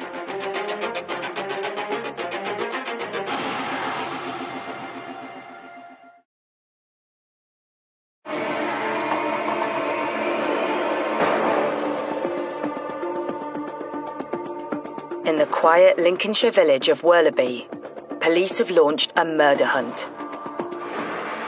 Mother of 3, Joanne Hamer, has been found strangled in her bed. Husband Ian has mysteriously disappeared since a row reported by neighbours in the early hours of the morning. And this doesn't seem to be the first either. I guess people on the road had heard these things where it really went bad, to say the least. None of the neighbours who I spoke to liked him at all. With Ian Hamer now under suspicion, Humberside Police make an urgent appeal for his whereabouts. They release the details of his car, a white BMW 5 Series. They also warn the public not to approach him. Once a decision had been made by the senior investigating officer that Ian Hamer was a suspect for this crime, then a manhunt would have taken place. They don't know at the moment where he is, but there would be certain fast-track actions raised to secure his arrest. You know, checks with family and friends. Where does he usually go to? Where does he work? Checks with hospitals as well. If he's got a mobile phone, has he made any calls? We may be able to cell site to where he's located and instigate an area search.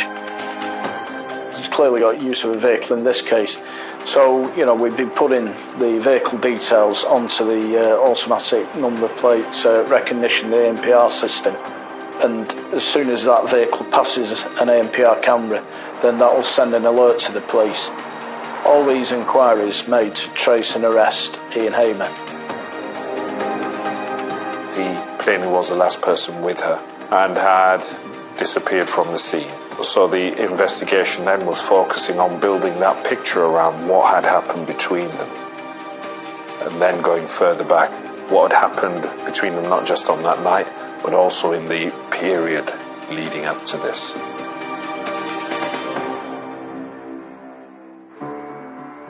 Detectives put Ian Hamer under the microscope.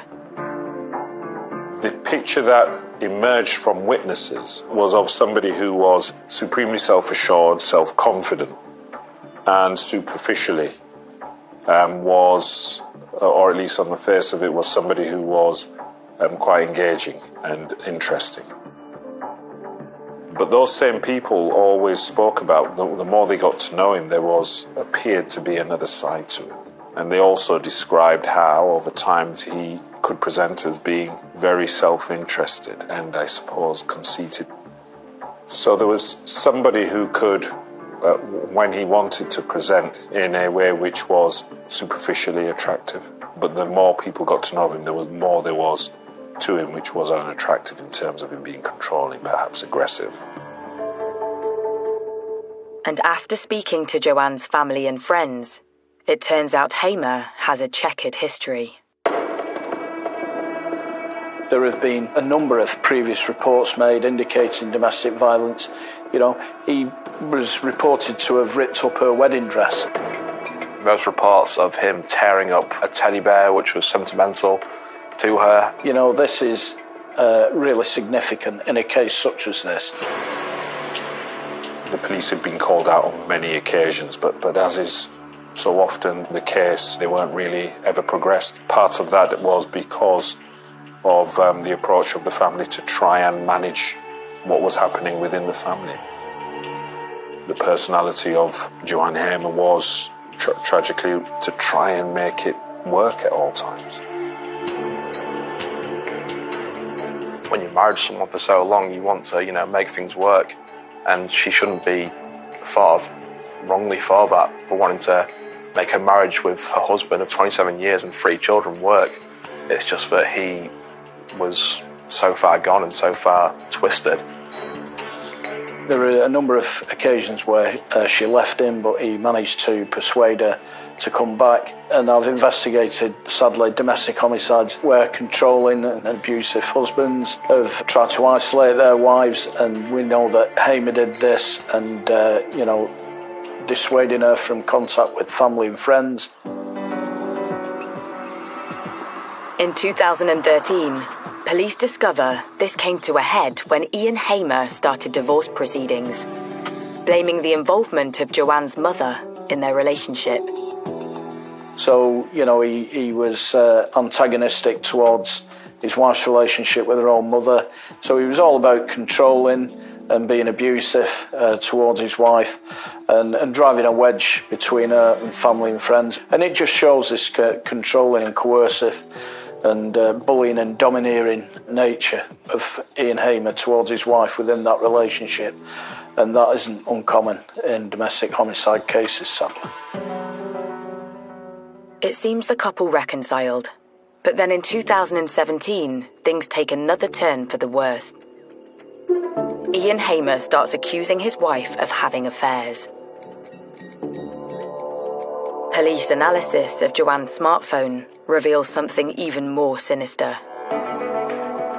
Around this time, Hamer hacked into his wife's handset so he could track her every move. He would apparently follow her to work, follow her on nights out with friends, monitor her phone on where she was going, where she was at, wouldn't let her do certain things, apparently, wear certain things, and she was a bit closed off. This is how obsessive he was about his wife and his jealousy and his thought processes, that he wanted to accuse her of extramarital affairs. And a probe of the couple's bank accounts shows Ian's disturbingly tight grip over her purse strings. He was keeping money from her, basically, like, I guess sort of giving her an allowance of what to spend and what she could do, and wouldn't let her go out at certain times. All the bearings of, you know, a toxic, horrible relationship. Obviously, she felt trapped. She felt like she needed to get out, and she tried to do that. He wouldn't let her. In the weeks before her death, Joanne had moved out and was considering buying a property. But she was persuaded by Ian to return, 2 days before her murder.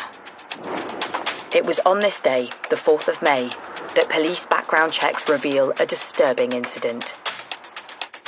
Ian Hamer had been arrested for drink driving. As well as being controlling and abusive towards his wife, he seemed to be losing control of his own life in some respects. He was drinking more heavily. So there's a clear pattern there of his own destructive behaviour escalating within himself, and particularly abusing alcohol as part of that process. Investigators discover it's not only drink that's fueling Hamer's abusive behaviour. He had a cocaine problem that had become prevalent in his life over the last 2 or 3 years, and that became worse and worse and worse. When he picked up this addiction, maybe his personality changed because of that, and his health, mental and physical, deteriorated. Businessman Ian Hamer's respectable lifestyle is now questionable. And when they learn what he did in the hours following the estimated time of Joanne's murder, they're convinced they have the right man. Soon after that last blazing row reported by neighbours, Joanne's mother said she had an unsettling phone call with her son-in-law. When family members tried to contact her the following morning, he told them that Joanne Hamer couldn't speak to them because she was unwell, and as he framed it, she had a sore throat. Chillingly, police believe Joanne was already dead when Hamer made that calculating comment. Just, like, sick. Like, strangle her, and then you got to tell her mum that she can't come because she's got a bad throat. Like, sadistic. Like, horrible. When you hear that, it's just like, I don't know what to say. Horrible. And it appears Hamer used the same story again. His son had attended at the marital home at a time when Joanne Hamer was probably dead, and that's when he first introduced that concept of her having a sore throat when he knew she'd been strangled and she was probably dead. He also told his son as well when he was at the house to go and buy some lozenges because his mother was sleeping, she had a bad throat, knowing full well that he'd strangled her, which now we know what happened, was particularly chilling in this case. To say that she got a bad throat, I mean, how callous is that? And therefore the question is, whether was that him being cruel or was it him buying time?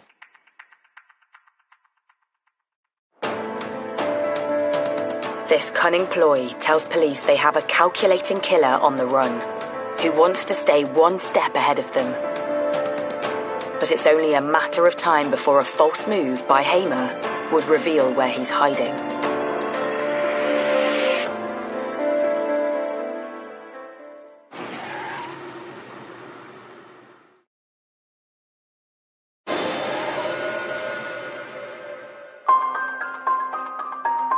Worleby, North Lincolnshire.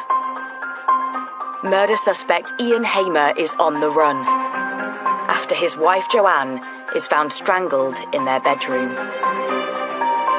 And this is a man who, at this point, everyone in the area is looking for and knows that, okay, this is a manhunt. As police cast their search net wider, reporters like Charlie Wilson are on the ground looking for leads. Suddenly, that morning, there's word from nearby Barton upon Humber. We heard news that there might be an incident in Barton where he might be. And so we went to Barton and then heard he was seen near a pub. Barton is about 8 miles away, and it's quite big, quite a lot of people, so it's the obvious place to go. You've got the Humber Bridge. From the Humber Bridge, you've got the whole of Yorkshire to go into and disappear. It would be a logical place to go. A resident next to one of the town's car parks spots a man behaving erratically.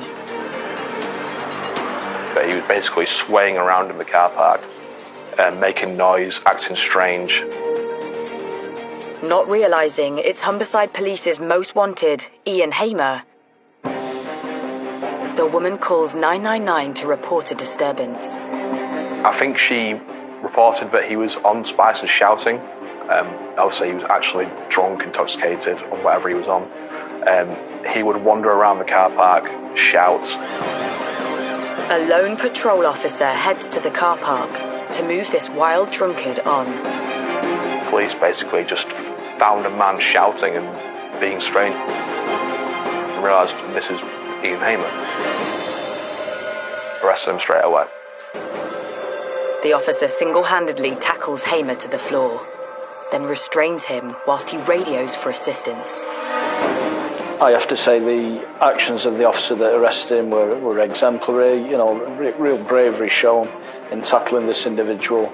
And when he was arrested, he actually had to detain him. This is a rural force. It's not an inner city force with the same number of resources.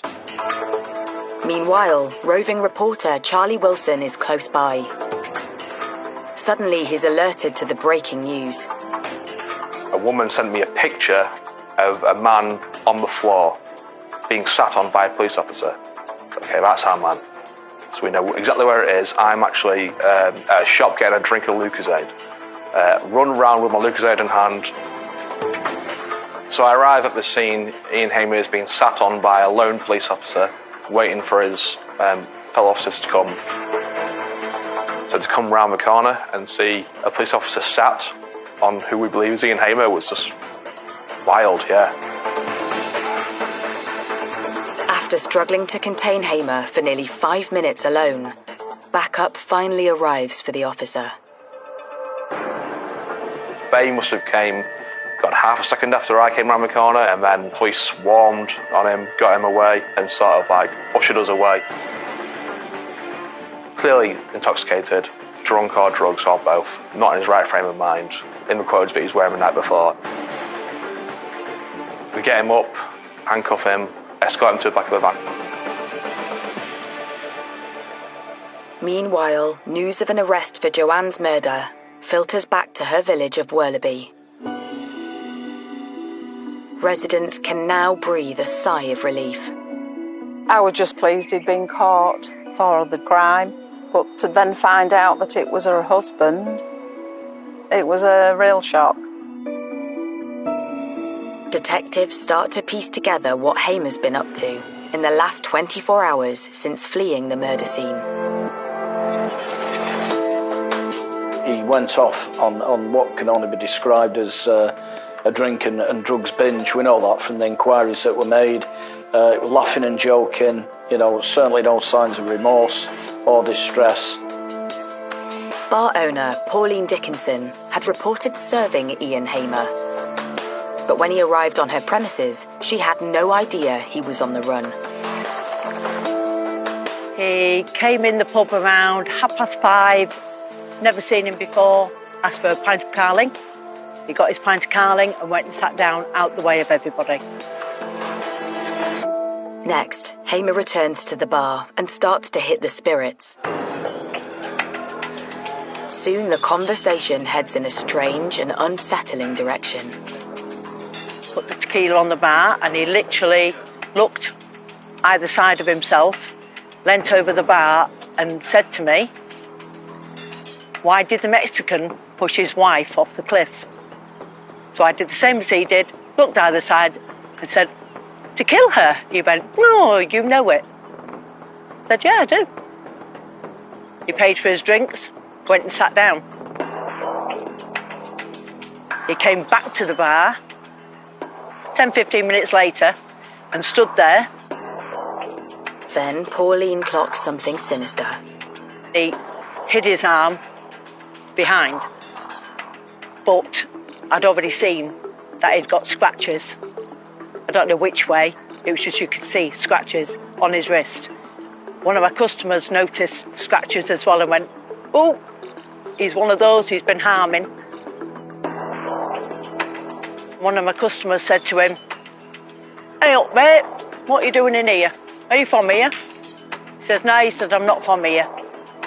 I'm just going through a breakup with my wife." So he went, "Oh, right, sorry to hear that, mate." He went, "Yeah, she's taken me for all my money." So he says, "Don't be sad." He said, "Have another drink." So one of the customers bought him a drink. Over the next few hours, Hamer knocks back the drinks, laughing and joking with the regulars.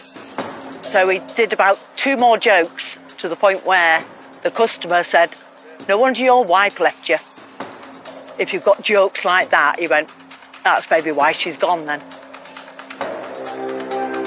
Quite significantly as well, he was seen to take his wedding ring off. So he knows what's happened. He knows that his wife's dead. So, that's quite a significant gesture. And that was done, nearly hours after he'd actually killed his wife. It just shows the kind of individual that he is. Some of the pub regulars seem unsettled by this customer they've never seen before, who has struck up conversation with another man at the bar. My 2 regulars, they finished their drinks. I went, "Right, you 2 go in." I went, "No, we're not going." Says, "Why?" "We're not leaving you with them 2. We don't know the other guys, so we're not leaving you with them." I went, "Oh, don't be daft. What are these 2 going to do to me? I'll soon have them out the door, don't worry." So they went, "No, we're staying." So they stayed. Soon the bar's regulars saw glimpses of another side to their joking acquaintance, who's going by a false name, Sebastian. So we played pool against one of my regulars, who is a really good player. And during the game, there was banter going on. But right at the end, when the customer knew he was going to win, he picked up the broom that I'd got out ready to clean up and potted Black with the broom. Which Sebastian said, "That is so disrespectful to do that." He said, "I don't think so, I still won." I don't think he was very pleased and finished his drink, and he did actually walk out. You just get a feeling about people. You know if they're not okay. I don't think he would have done any harm, but who knows?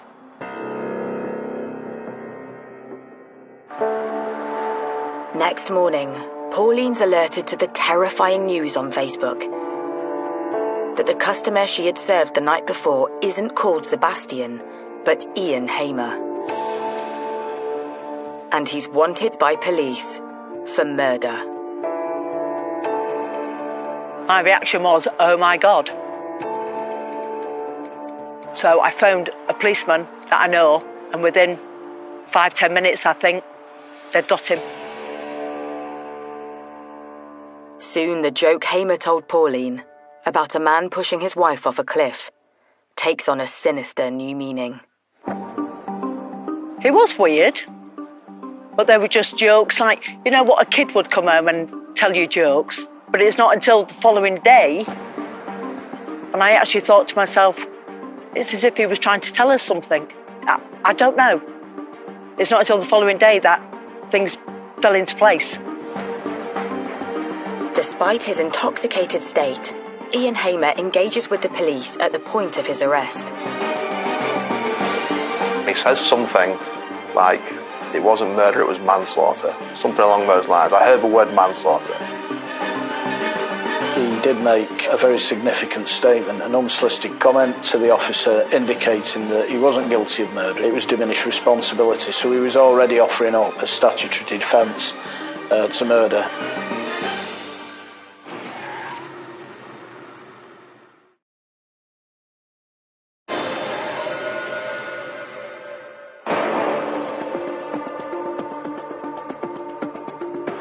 After 24 hours on the run, Ian Hamer has been arrested in North Lincolnshire on suspicion of murder. Just hours after killing his wife, Joanne, Hamer was spotted in Pauline's bar, just 7 miles away from the crime scene.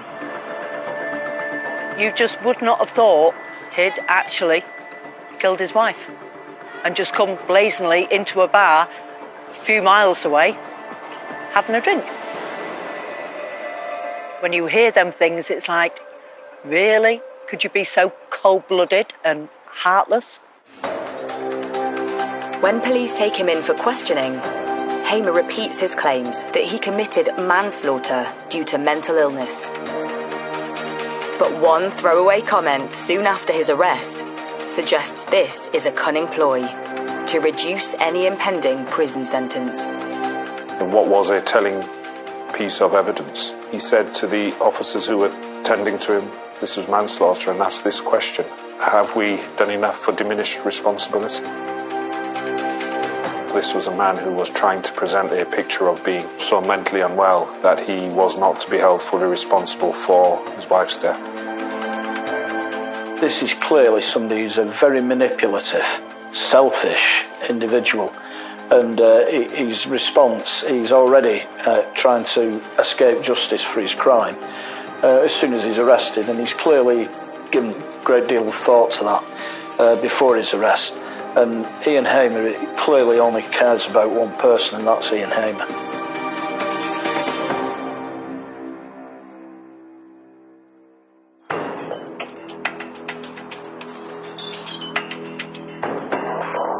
In spite of Hamer's claims, he's charged with his wife's murder.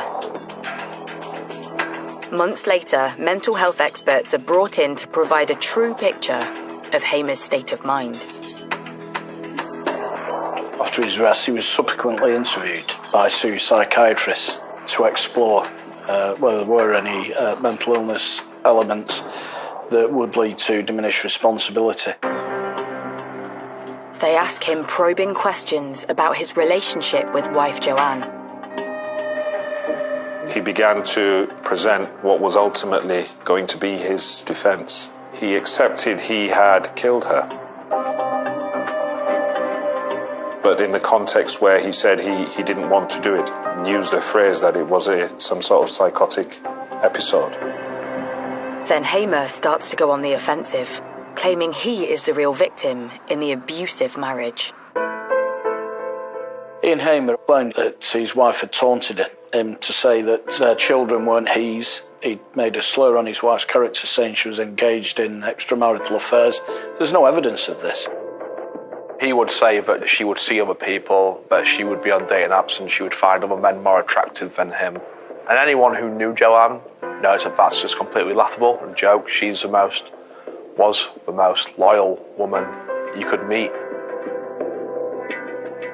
Just sort of making up excuses in his head, I guess, to find ways and motives to do what he did. Then his claims turn even more extreme. He made plain that he was himself a victim of domestic abuse. You know, he claims that she hit him over the head with a shoe. We've got no information about any injury, or certainly any serious injury to him. He claims she threw a phone at him. Again, there was no injury that we're aware of to support that. This was all seen as a tissue of lies. And clearly the people that knew Joanne had not seen any evidence of this whatsoever. And the only person who could suggest that this had taken place was Ian Hamer himself. But soon, the psychiatrists start to uncover Hamer's true colours. what was actually found by two psychiatrists, one diagnosing with morbid jealousy and one with obsessive jealousy.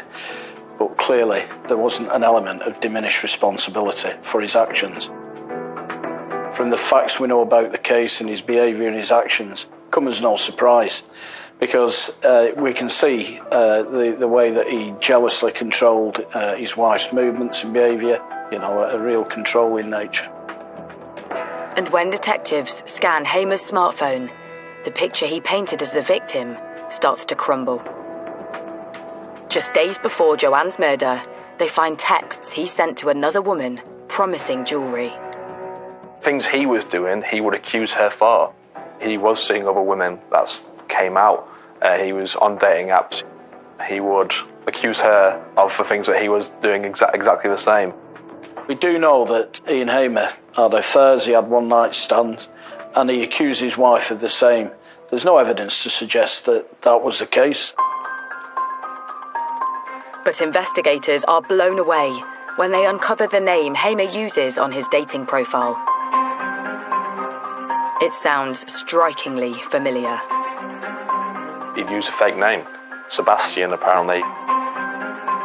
He would use women wherever he was going to maybe go out on these dates and meet people. And yeah, to use a fake name, like you're obviously up to something that's not good.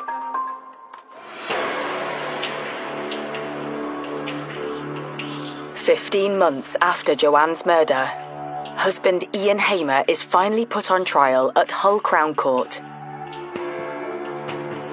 He pleads guilty to manslaughter on the grounds of diminished responsibility, but the prosecution sets out the case for cold-blooded murder. So it was a consideration for the jury whether that was a man demonstrating real symptoms of mental illness, or whether it was somebody using any illness to formulate a defence. The court is told the torrid details of the abuse Hamer inflicted on his wife. The question that was raised with the jury is whether or not, by the time of the killing, he in effect wanted to get rid of his wife so he could move on, but he needed control of that situation, and that's how we presented the case. As the trial progresses, even Hamer's own children take to the stand against their own father to describe the abuse suffered in their own home. One of them spoke of being aware of that from a very young age, and become increasingly toxic and abusive. You then see the horrible human side of this, because they're being required to give evidence against one of their parents, and in circumstances where they've lost the other one. And for them, there's no good outcome to any of this. Following a heart-wrenching 3-week trial, the jury retires to consider their verdict. The verdict of the jury was that Ian Hamer was guilty of murder. Therefore, they rejected that idea that his mental state was such that he was not able to exercise proper judgment and control. He designed everything, including his response to the arresting officer, to make out that this was the case, that it was diminished responsibility. Thankfully, the jury didn't buy that, and they saw through Ian Hamer's excuses for what they were, just excuses. Hamer's jailed for life with a minimum of 22 years. At the time of sentencing, the judge takes into account the years of domestic violence Joanne suffered at the hands of her husband and his abusive control over her finances. The judge actually commented that he believed that one of the main motives in this case was he was afraid if the relationship ended that he would lose a significant amount of money. Money to which Joanne in the law of England and Wales was entitled to. Those were the family finances that should have been split accordingly. He didn't want that to happen, and he murdered his wife as a result.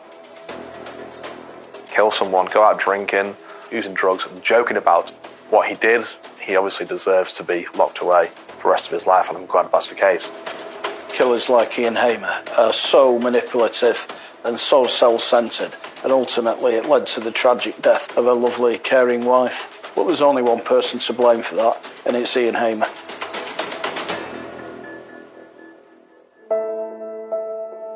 Years later, the sadness of the case is still felt by those in the quiet Lincolnshire village of Worleby.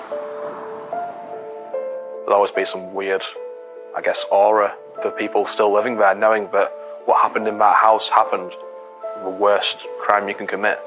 And I guess it opened a lot of people's eyes to thinking that it's going to happen anywhere. I feel so sorry for the family. You know, one act like that and it's wrecked the family. And it's something they'll have to live with, I'm afraid to say, and it's not very nice. Ian Hamer is definitely a master manipulator. A lovely woman who was taken away from us by a horrible, sadistic man. It was something you never expected to report on, especially in Worleby. I never met Joanne, but I know that she's a lovely woman. I know that, you know, she deserved a lot better than Ian Hamer. Truly sad story, a sad situation. All you can do is just hope the best for the Hamer family, of the children. Just an awful situation which Ian Hamer will spend the rest of his life in jail for.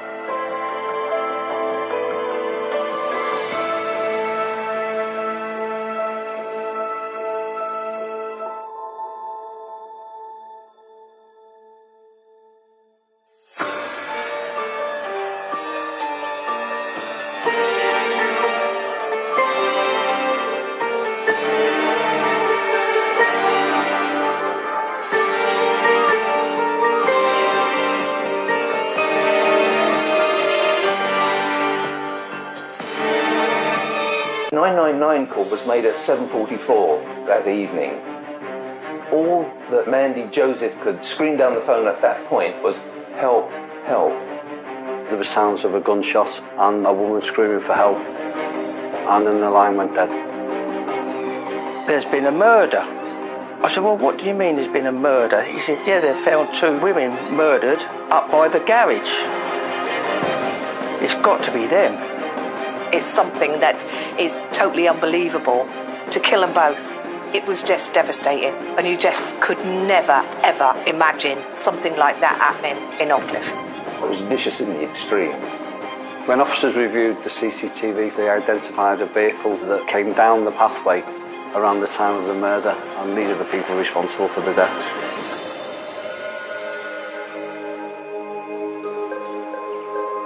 Hartcliffe, a quintessentially English village situated in the heart of Bedfordshire, best known for being the birthplace of British explorer Arthur Henry Newman.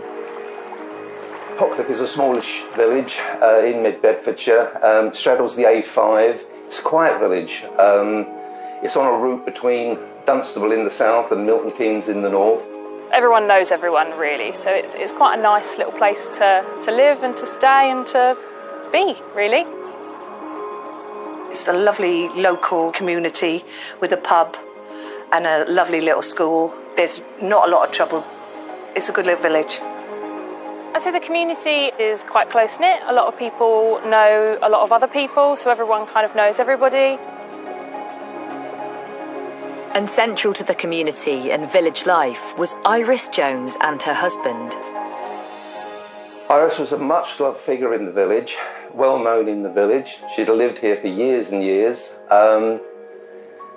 She was known especially for the fact that she had fostered something like 120 children, she and her husband, over a sort of 30-year period, starting in the 50s and going through to the mid-1980s. She was a woman who had fostered over 100 children. The local community held her in the highest regard. She literally was an angel walking amongst us. Auntie was, once you got to know her, she had a heart of gold. And she'd do anything for anybody. She was much loved, a caring, compassionate person who opened up her home to countless children less fortunate. I mean, it became a way of life to her, fostering several children there who we actually grew up with. And as I say, that was her life, kids, really. Iris's husband died in 1993, leaving Iris a widower. She remained close to her children, including her foster daughter, Mandy, whom she relied on. Mandy Jones was fostered by Iris when she was about 4 years old. She's had a proper mother-daughter relationship throughout her whole life. Mandy was 34 years old. She was a carer herself. She worked in the care industry. Her whole life was about caring for others. And when Iris's husband died, she moved back in with her foster mother to care for her in her declining health. She was a caring girl. There was nothing she wouldn't do for you. Iris walked with the aid of a frame and walking stick. She had heart problems, she had diabetes, and she had failing eyesight. In later years, as Iris's health declined, Mandy took a much more active role in the care of her foster mother, looking after her, caring for, making sure she had everything she needed.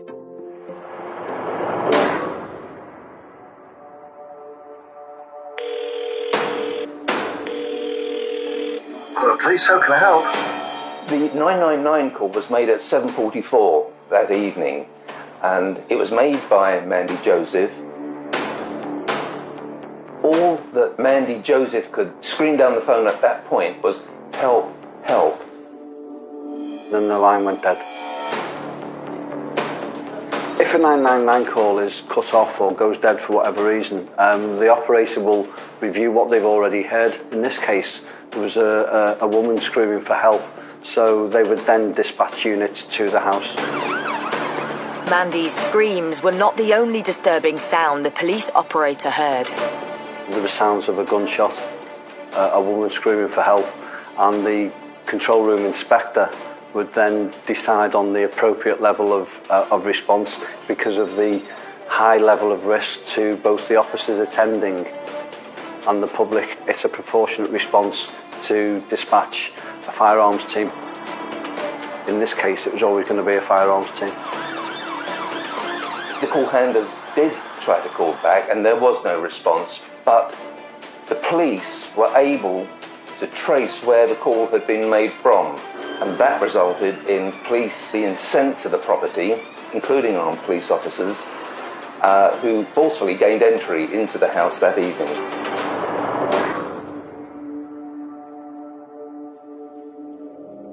The house where the shooting had taken place was up a gravel drive and situated behind a garage forecourt. There's a petrol station, and by the side of it there was a track that led down to this detached house. Upon arrival, the armed officers were met with a gruesome sight. They found Iris, she was lying by the sink. A further search of the house located Mandy in the lounge.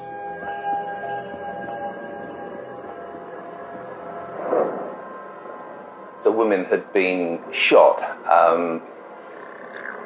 Iris had been shot twice. Mandy had been shot 4 times. Shotgun cartridges were found at the house. So it was clear to the police officers that it was a shotgun killing of both women.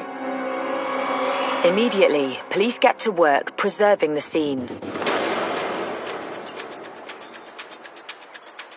Once the scene's been cordoned off, we'll be thinking about fast-track actions.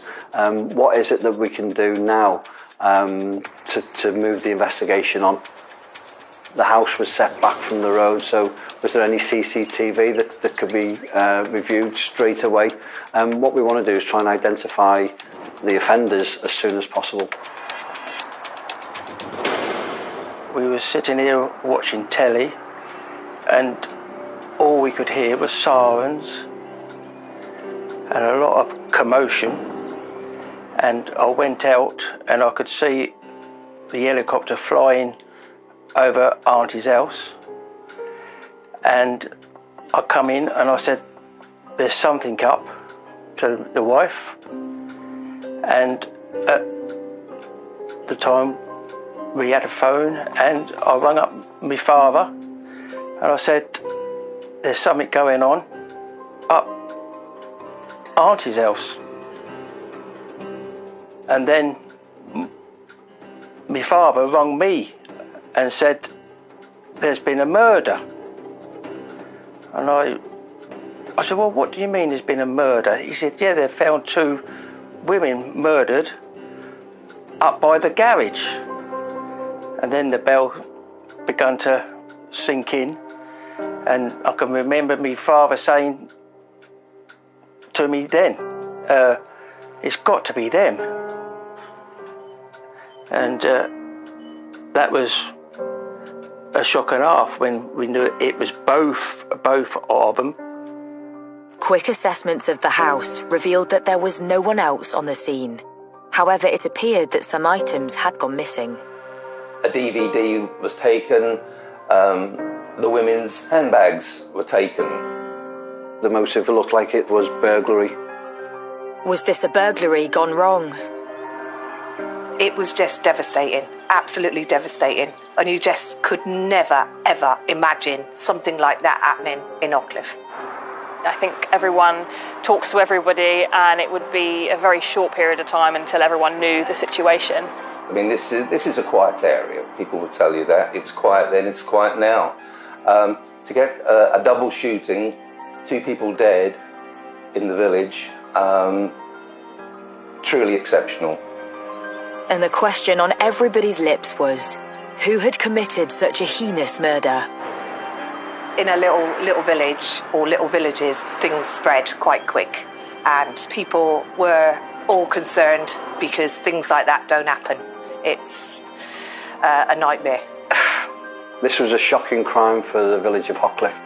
Somebody using that amount of force on 2 helpless women has only one intention, and that is to kill them.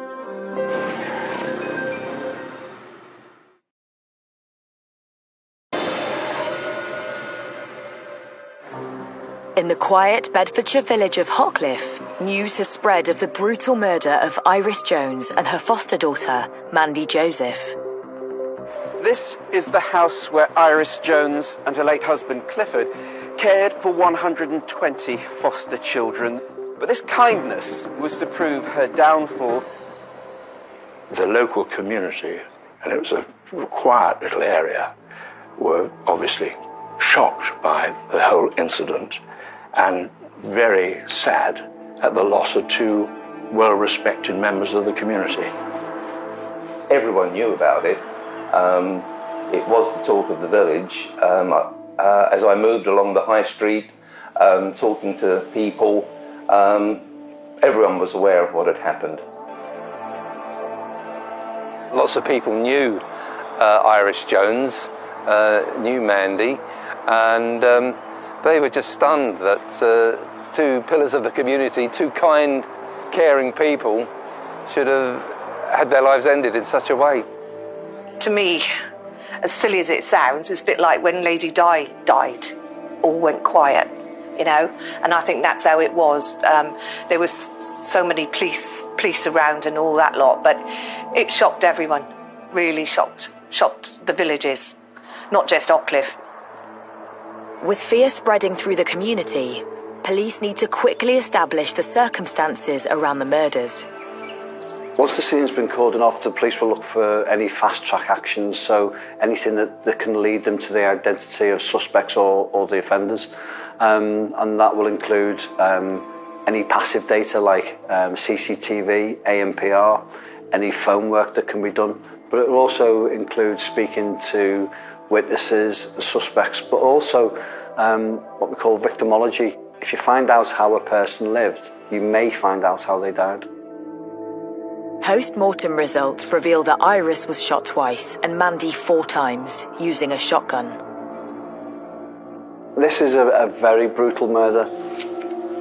The way both Iris and Mandy have been gunned down with a shotgun, it's absolutely, it's top scale brutal.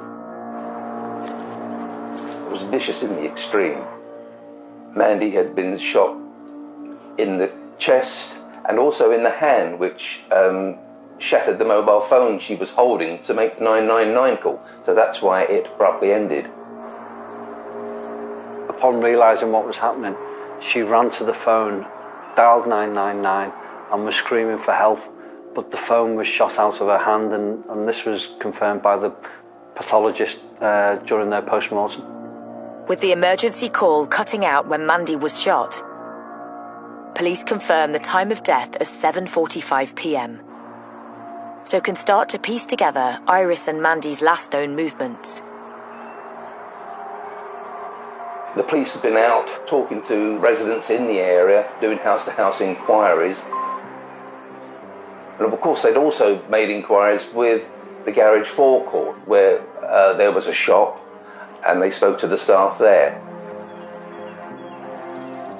Mandy had finished her shift at the care home in Luton where she worked and had arrived home, but first she called at the garage forecourt and went into the shop to buy some items, firelighters, because I think the plan was to have a log fire that evening. So she brought firelighters, she brought some cigarettes, said hello to the staff before going back up to the house. And inquiries at the garage give police their first breakthrough. That garage forecourt was subject to CCTV, which was handed over to the police. The thing with this investigation is we can time the 999 call. So one of the fast-track actions would be to review any CCTV in the area around that time. And an obvious one was the garage forecourt, because you had to drive past that or through it to get to Iris's house. When officers reviewed the CCTV, they identified a vehicle that came down the pathway and back out onto the A6 around the time of the murder. And one sees this people carrier moving in the distance, moving past the garage along the track. And it was at a time which was about 10 minutes after a 999 call had been made from the house. And that's what led the police to go to find and identify who was driving the vehicle and so on. Once we have the registration number of the vehicle, it was flagged on the police national computer to be stopped and checked and reported back to Bedfordshire, because they may be witnesses to the offence, they also may be the offenders. So it's imperative that we find them as soon as possible, because we can put them in the area of the murder at the time it happened.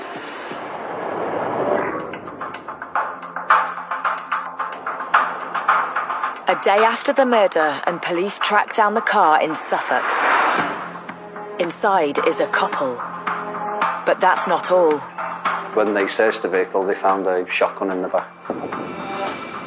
Once the police find a shotgun in the rear of the vehicle, then they were arrested on suspicion of murder straight away, because we've got 2 victims with shotgun wounds. So you got your suspicion straight away. The police told us on that Monday they had arrested the couple along with a 14-year-old boy. Police named the couple arrested as 36-year-old Anita Mansfield and her husband, 46-year-old Michael Milcroft, as well as an unnamed teenager. Where a shotgun has been used or a firearm has been used, it's vital that we identify everybody who may have been responsible or may have come into contact with the weapon.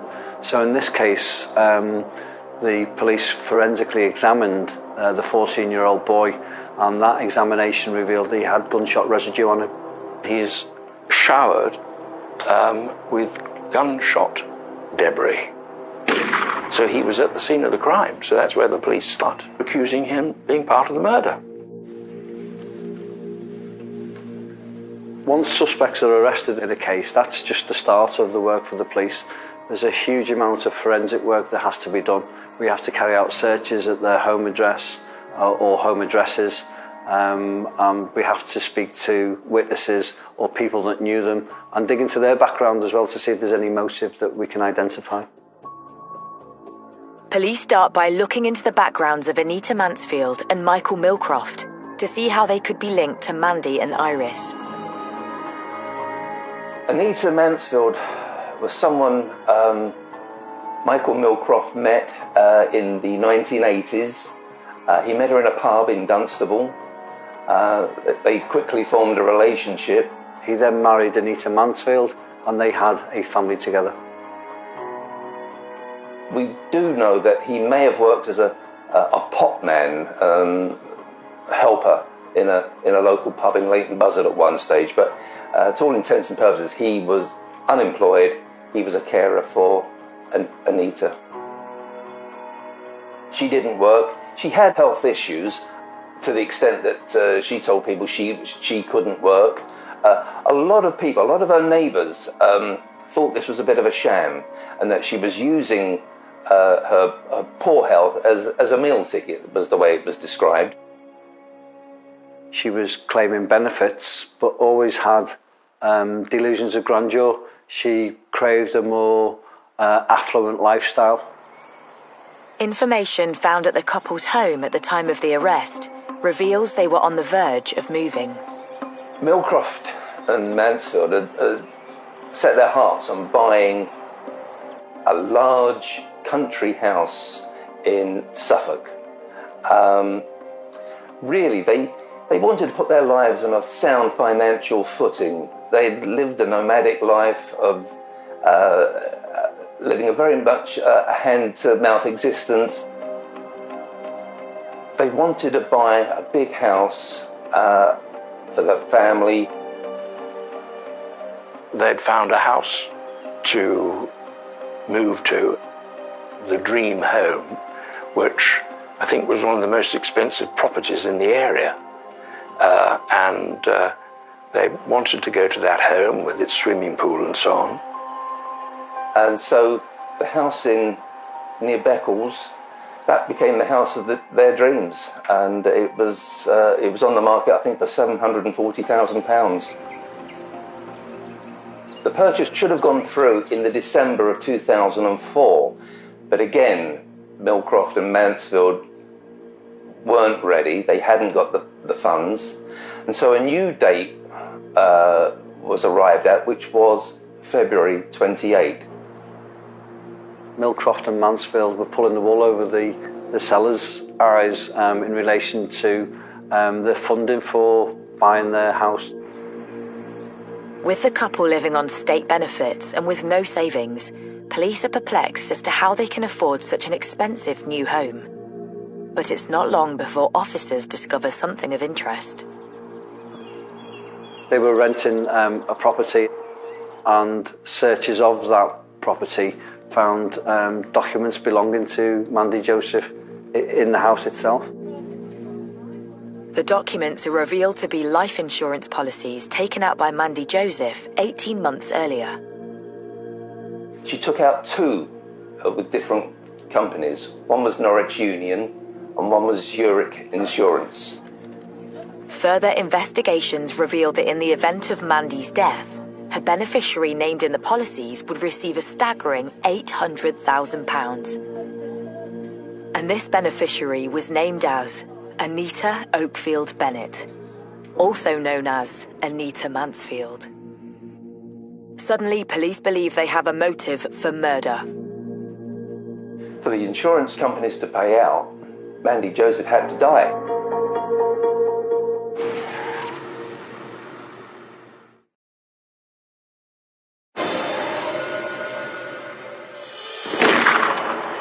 Police investigating the murders of Mandy Joseph and Iris Jones have arrested a couple.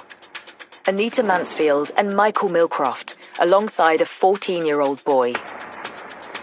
A search of the couple's home uncovers life insurance documents in the name of Mandy Joseph, which would pay out £800,000 to Anita Mansfield if she died.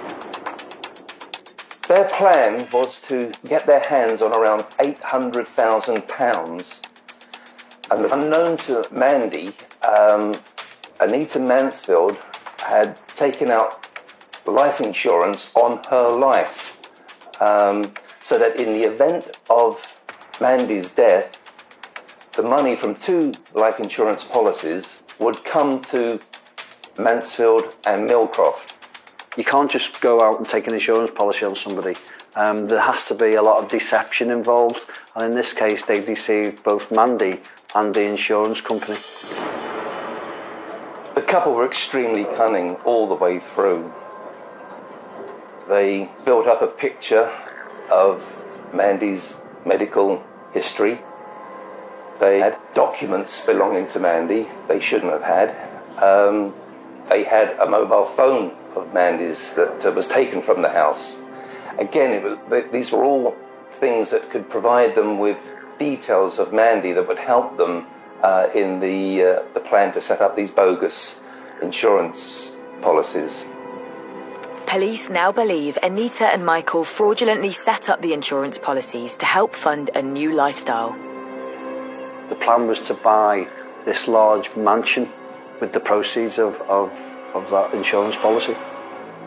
There were policies apparently taken out on the life of Mandy, and they would have provided the husband and wife defendants with a beautiful home with a swimming pool and all sorts of other good qualities.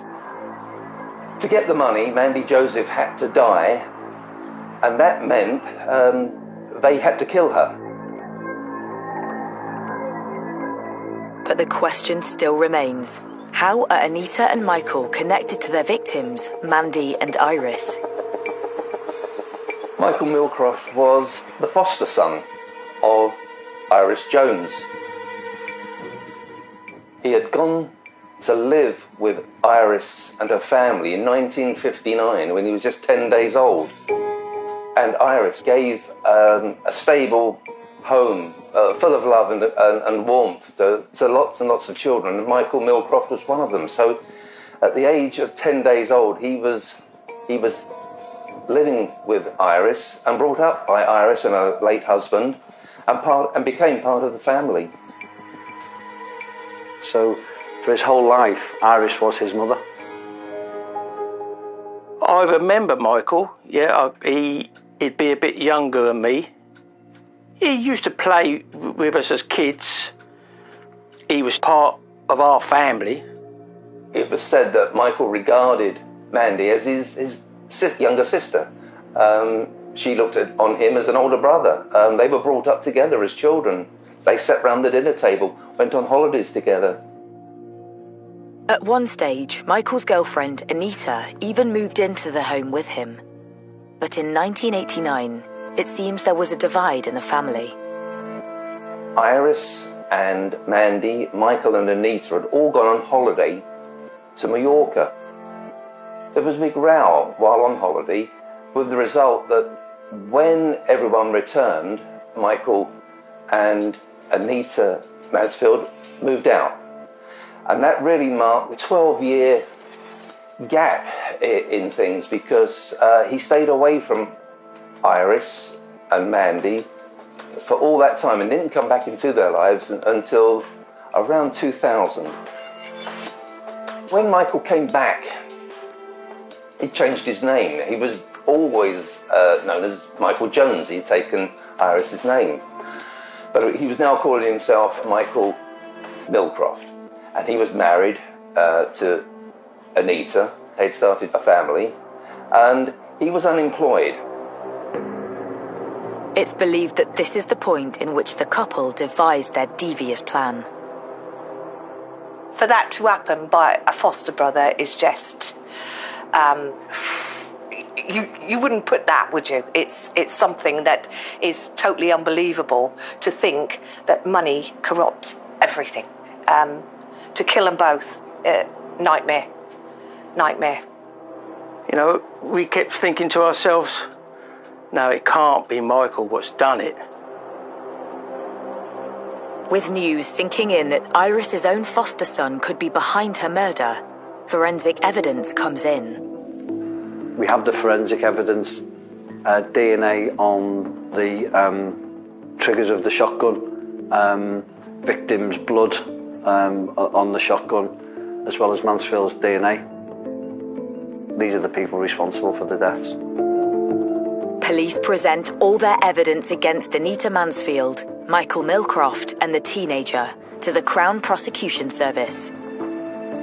And they decided to charge them with murder. There were murder counts and also counts of attempting to obtain money by deception. With the three pleading not guilty to murder, preparation begins to build a case for trial. Starting with trying to prove that the couple had taken out the fraudulent insurance policy. Anita did much of the setting up over the phone. She would ring an insurance company, pretended to be Mandy Joseph, and proceeded to give Mandy's medical history, saying what she smoked in a week, what alcohol intake, a general medical history, that sort of thing. These were all details that she had somehow gleaned over the last few years in the build-up to the killings, and it helped her in the pretense that she was Mandy Joseph on the phone. With the policy set up, there was only one thing left to do. Mandy's death was essential for the claim to be made on insurance.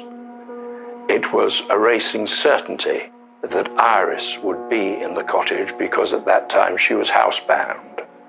So they both had to be killed if they were going to succeed in getting the insurance money. It's hard to believe that anybody thought they could get away with it. I mean, to us, you've got to be a little bit sick in the head to think that you can get away with something like that to start off with. With the trial looming, defence barristers are appointed for the three defendants. I've done many murder trials, either prosecuting or defending. The first I knew about this case was I was instructed in the autumn of 2005, and because the police and the CPS had chosen to charge the boy with being a murderer, he went into custody. So he's remanded in custody, and he goes to a small specialist unit where I visited him. But there was one piece of information which hadn't yet been revealed about the 14-year-old boy. He was their son. And I think potentially the most evil part of the case was that the parents thought they could blame their son and get away with it.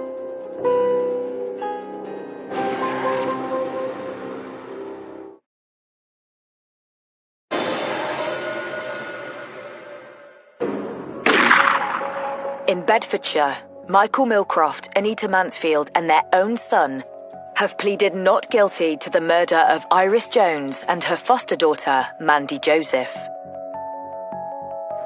The trial begins at Luton Crown Court.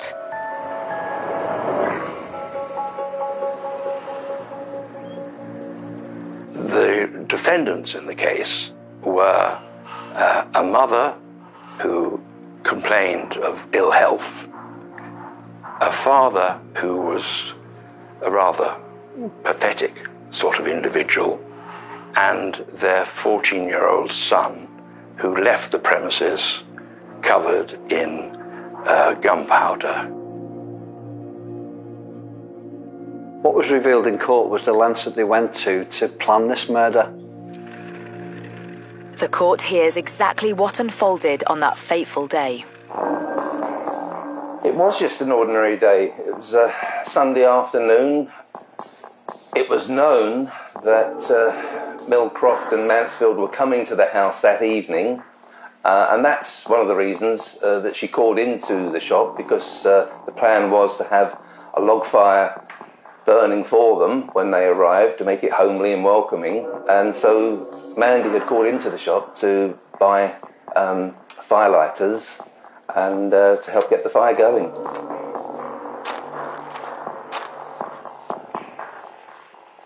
Iris, he was waiting for him in the kitchen, having made a cup of tea and got a log fire roaring. The first shot would have been delivered to the foster mother. She goes down on the ground in the kitchen.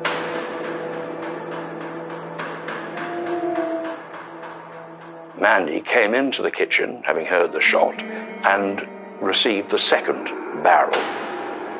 She staggered out of the kitchen, and the son was able to describe to me that his father, having fumbled with the shotgun, reloaded it, went out into the hallway and shot Mandy a second time. At one point, Mandy Joseph had been on her knees, having received a shotgun blast, but she was still on her knees when she was shot again. Mandy still wasn't dead, so he fired bullets, shotgun into her again a couple of times, and then returned to the kitchen where his foster mother was still breathing. So she heard the killing, and he fired at her, finally killing her, and then left the premises. In those last seconds of their lives, for Mandy and Iris, it must have been truly terrifying. In the execution of their crime, the couple went to great lengths to make sure their plan didn't fail. They even planned to alter the shot in the shotgun cartridge. Normally a shotgun cartridge will fire small ball bearings and they will spread out into a certain pattern. In this case they used harder and larger ball bearings, absolutely lethal and illegal to change the shot as well. The jury also hears how the couple went even further to try to distance themselves from the crime by blaming their son. Here were two defendants saying that it was the third defendant that did it.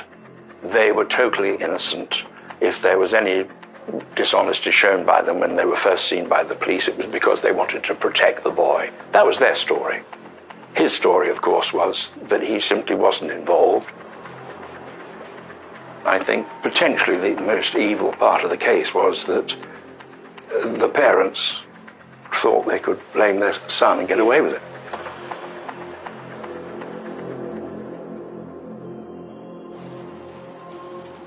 I relied upon the 14-year-old boy, he was then 15 when I represented him, relied on his recollection.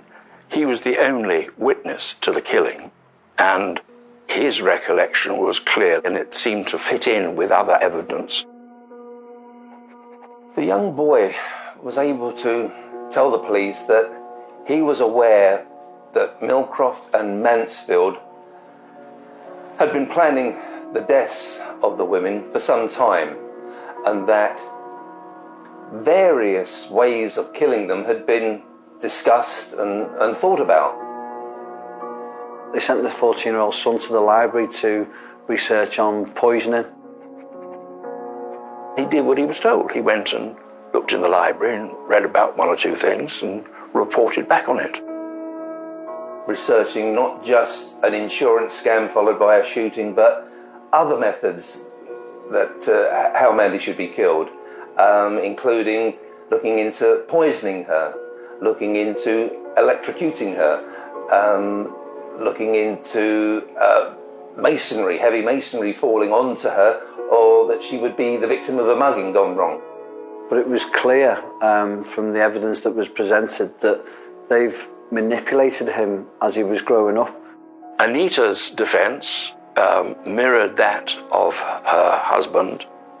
Both claimed they heard the firearm discharged, and the father left the vehicle and went in and found this dreadful scene. She claimed to have remained in the vehicle outside the cottage. Her husband went in and then left a few minutes later together with the boy. The thing I remember most about this investigation was the sheer callousness and brutality of the murder, the callousness to take out life insurance policies because they wanted a house, and the brutality to murder two innocent women so that you can buy that house. It's evil. After weeks of hearing evidence, the jury retires to consider their verdict. The 14-year-old boy was found not guilty in this case. He wasn't wicked, and he wasn't a killer. And that's what the jury must have been satisfied by, at the end of their deliberations, that he had not been proved to be any part of the murder. Then the jury delivers its verdict against Anita Mansfield and Michael Millcroft. The evidence in this case was overwhelming. We have the forensic evidence. There's Millcroft's fingerprints on the trigger of the shotgun, as well as Mansfield's DNA. The 14-year-old boy had shotgun residue on his person. We've also got the CCTV from the time of the murder, and we've also got the shotgun found in the back of Millcroft's car. Adding to that, the documentation belonging to Mandy Joseph found at the rented property in Suffolk, as well as all the financial documents which identified fraudulent life insurance policies. So, yeah, pretty damning. And it appears the jury agreed. Both were found guilty of murder. Anita Mansfield received a sentence of 30 years, and Michael Millcroft received a sentence of 25 years. Mansfield got the longer sentence because the judge found that she had been the prime mover in what happened, in putting together the plan. She had been the cold, calculated director of operations. Millcroft had very much been a passenger in what happened. And the reality was that this was a vicious, mean, wicked killing. And I seem to remember an observation by the judge that they had shown no remorse at any time, and that was clearly the case. The judge said this was, it was no sudden spur-of-the-moment killing. They never once apologised for what had happened. They showed no remorse. And the case has left its mark. When you leave the court afterwards, you never forget the tragedy of the death of the two women. I think the saddest thing about this crime is how little Millcroft and Mansfield valued the lives of their family. Why they done it? I know why they done it. They done it for money, but why anyone would think they could get away with it, it's quite unbelievable, really. I've been a policeman now for nearly 29 years, and I've dealt with some very nasty people, but I've never come across any people quite so evil. Following the sentencing of Millcroft and Mansfield, Iris's natural son Brian revealed how his mum would have been looking forward to her foster son's visit on that fateful day. First thing she'd do would be at the kitchen sink to make a cup of tea. And that's how she would have greeted them. Hello, love, do you want a cup of tea? And then they shot her. I mean, Mandy would still be here now, and even today. There's not many days something triggers your mind and you think of Mandy and my Auntie Iris. That's all I can really say. The death of Iris and Mandy, these were women that had given their lives to helping and caring for other people. Iris especially, she had taken Michael into her arms when he was just 10 days old. Truly, truly shocking and really, really upsetting.